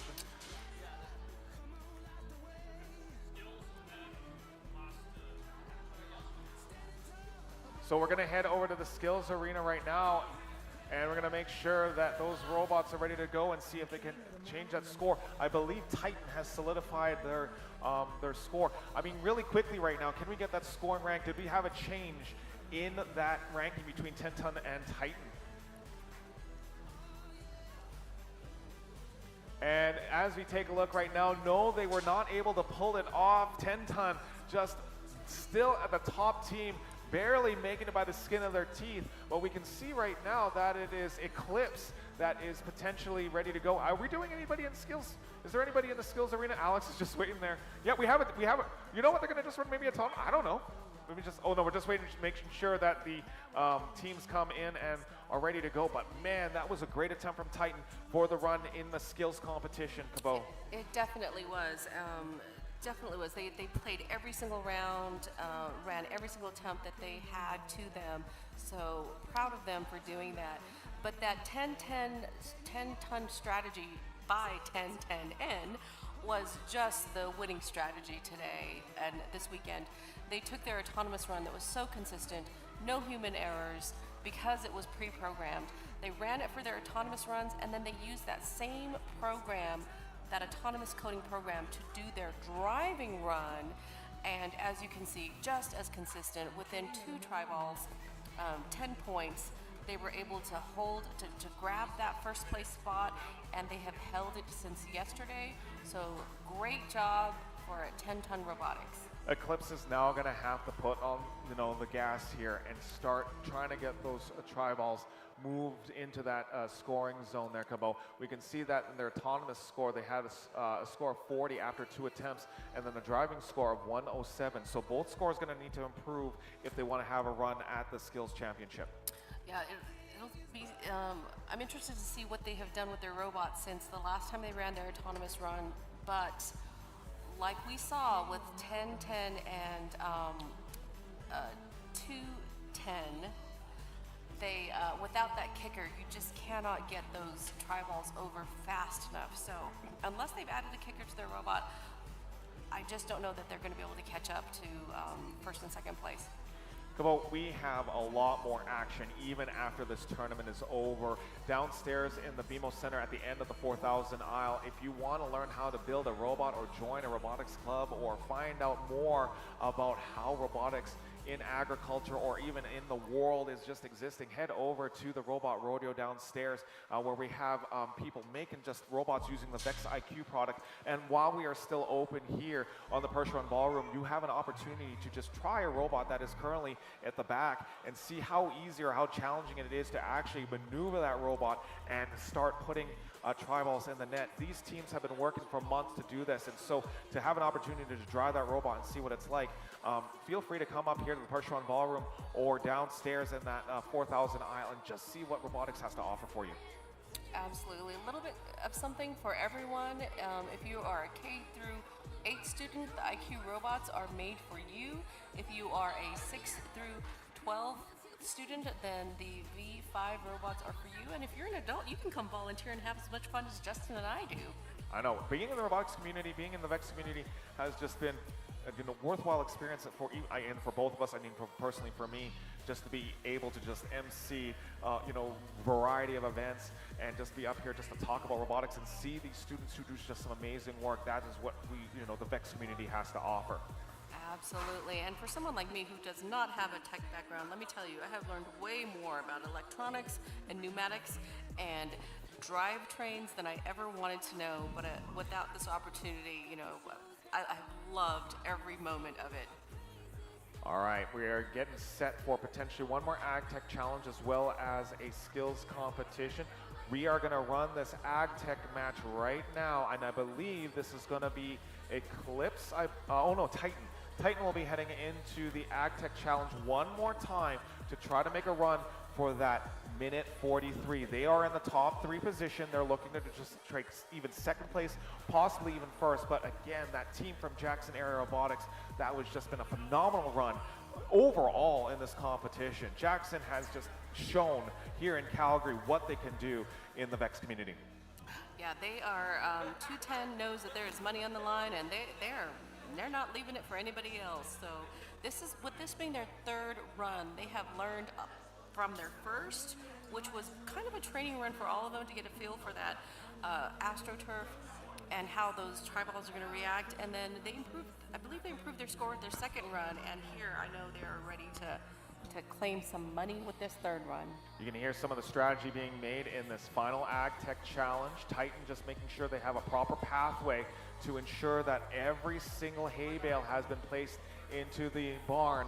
And I'm being told right now that we are switching, as much as we want to go into the Ag Tech challenge and we were ready to go for that one, we are heading back to skills as we now see Eclipse now in the field. They're going to try to get a run better than 100-something points. I think it was 150 points. And they need to start, again, putting on the throttle, pulling on the gas, and making sure that all those tri-balls are on the correct side and making sure they get into that net. I see a laptop on the field, and that tells me that they have just downloaded a new program onto their robots. So they have definitely tried to make some improvements. Let's see what these improvements can do for them. All right. It looks like our referee is ready to go. Looks like Eclipse is ready to go as well. I'm just waiting on the go-ahead from Alex to start this skills competition. Very strategically placing those 2 red tri-balls because they can be scored. They're the only things on the blue offensive zone side that can be scored. They have to go underneath that blue net to be scored, but that is what they are working on. Those tri-balls have to be in just the right place to be scored, and that looks like a winning decision to me. Those are very strategically placed. I like it.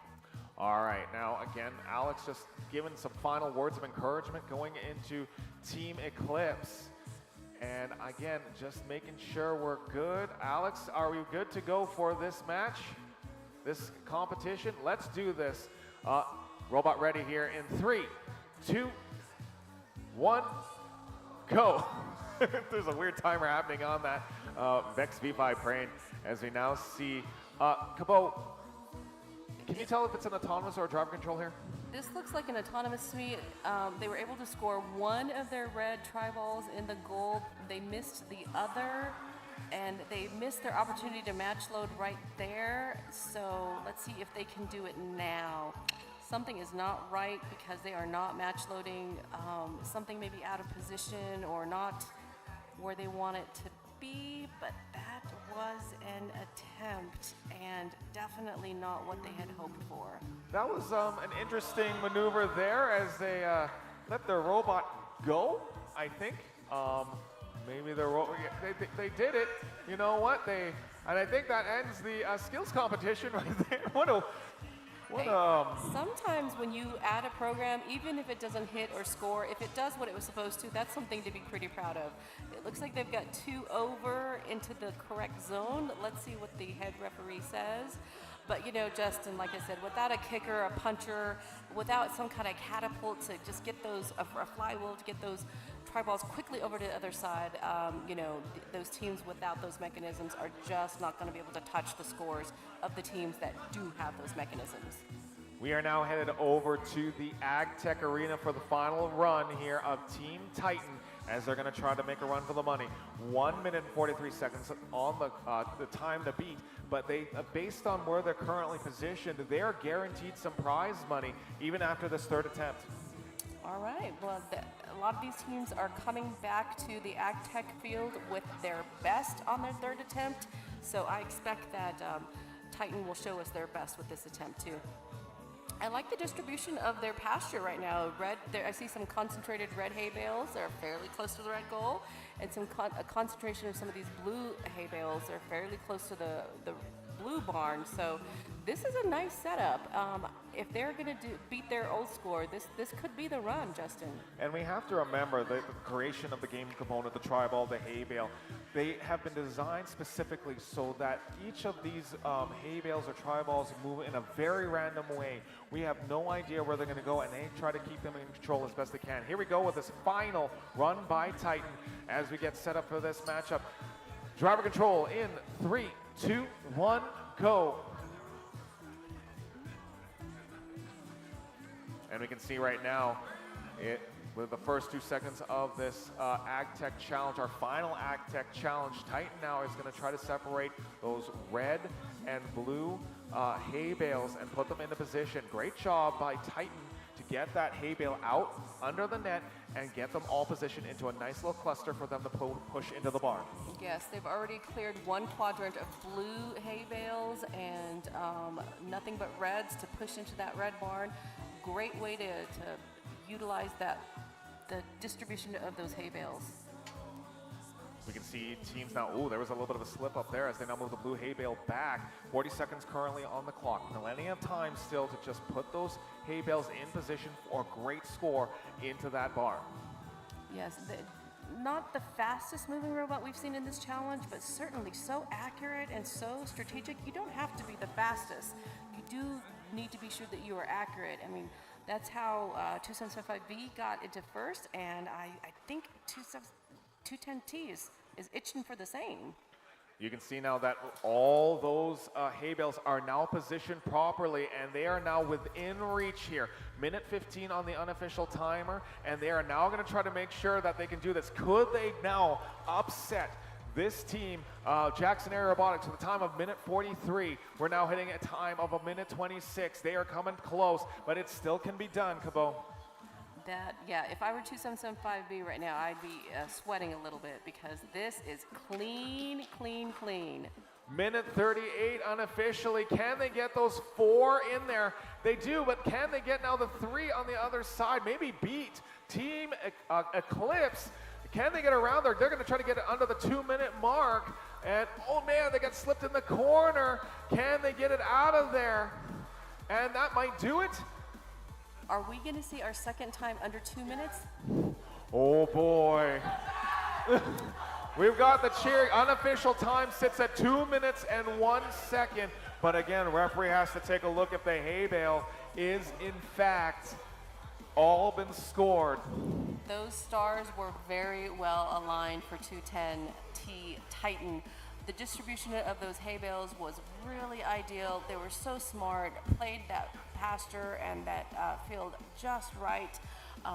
Like I said, not moving around super fast and erratic, but very controlled, very strategic. And let's see what their official score is. We have a final time.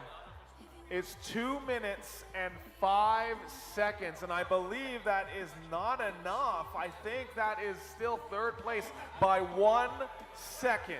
If we can get the leaderboard up there right now for the AgTech Challenge, I think it's by 1 second that they had it.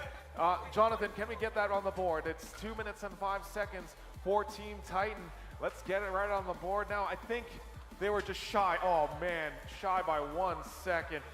What a great run. I love to see Yeah, the there it is control. right there. Oh, sister teams too, 210Z and 210T. What a great job. That was such a clean, controlled run to watch. You can tell that driver was zoned in, focused on the task at hand. What a wonderful job he did. And with that, Cabot, I believe that is going to do it us here for the Robot Rodeo. It is 5 o'clock. We have done it. You made it. Cabot, this is your first time. Well, I don't think your first time, but this is your first time emceeing Robot Rodeo here. How do you feel about that? I've done a little bit of emceeing at some very small tournaments, so this is definitely the biggest stage I've been on, but it has been such a fun time. Thoroughly enjoyed myself here. Calgary, you are an amazing host, and the Stampede has been so much fun, so what an honor. It's been my privilege. I think I've had more fun than the kids. Is that possible? Oh, no, absolutely. Yeah, you had a little more fun, and you can see that the kids had an amazing time out there. This is the first time, and it's certainly not going to be the last here at the Calgary Stampede. And again, even though our Robot Rodeo competition is over and done, we still have a week's worth of amazing robot action downstairs in the BMO Center in the marketplace area down in aisle 4000. This is an opportunity for kids to see how it is like to actually build robots. And we again encourage you to try to build some of those robots, see what it's like, because again, it could just be that one spark that you're going to need to become a potential robot champion and head over to Worlds. Absolutely. We still have awards to pass out and champions to crown, so definitely stay with us for the award ceremony. But I'm a little bit sad, Justin, but also honored that we got to close out the over-under season. And no time for tears, though, because as soon as we're done with that, it's time to start up with the high-stakes season, and so I'm sure I'll be seeing you around for a lot of that. Absolutely. High stakes coming up. And again, with the future Mecha Mayhem competition, our signature event in Calgary, I'm sure you're going to be here for that event as well. I certainly hope so, Calgary. Every time I come up here, I fall in love a little bit more with Calgary. And that'll be in February 2025. We will be bringing up to 250 students, teams from all over the world right here to the BMO Center in February 2025. And that's going to be quite the spectacle. Here we only had 10 teams. Can you imagine, Justin, 250 teams? From all over the world doing that same challenge with high stakes. It is going to be a sight to see. So again, if you're loving some of that robotics action, come back in February. And again, if you're still wanting a little bit of a taste of it, please go down to the BMO Center in the marketplace area and find aisle 4000 and try yourself a little bit of robotics. Now with that, we are going to just end our broadcast here. This is Cabot McFarland. My name is Justin Acerto. Thank you for joining us here at Robot Rodeo here at the Calgary Stampede. Till then, we'll see you at High Stakes in February.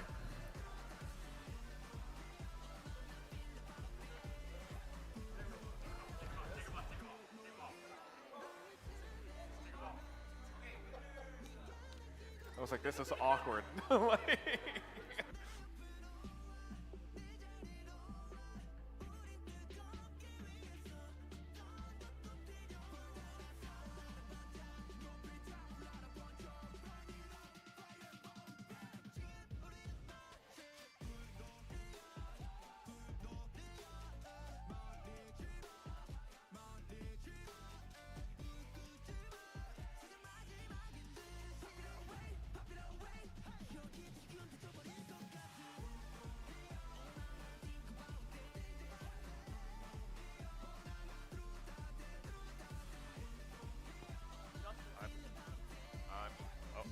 Am I okay? Yeah?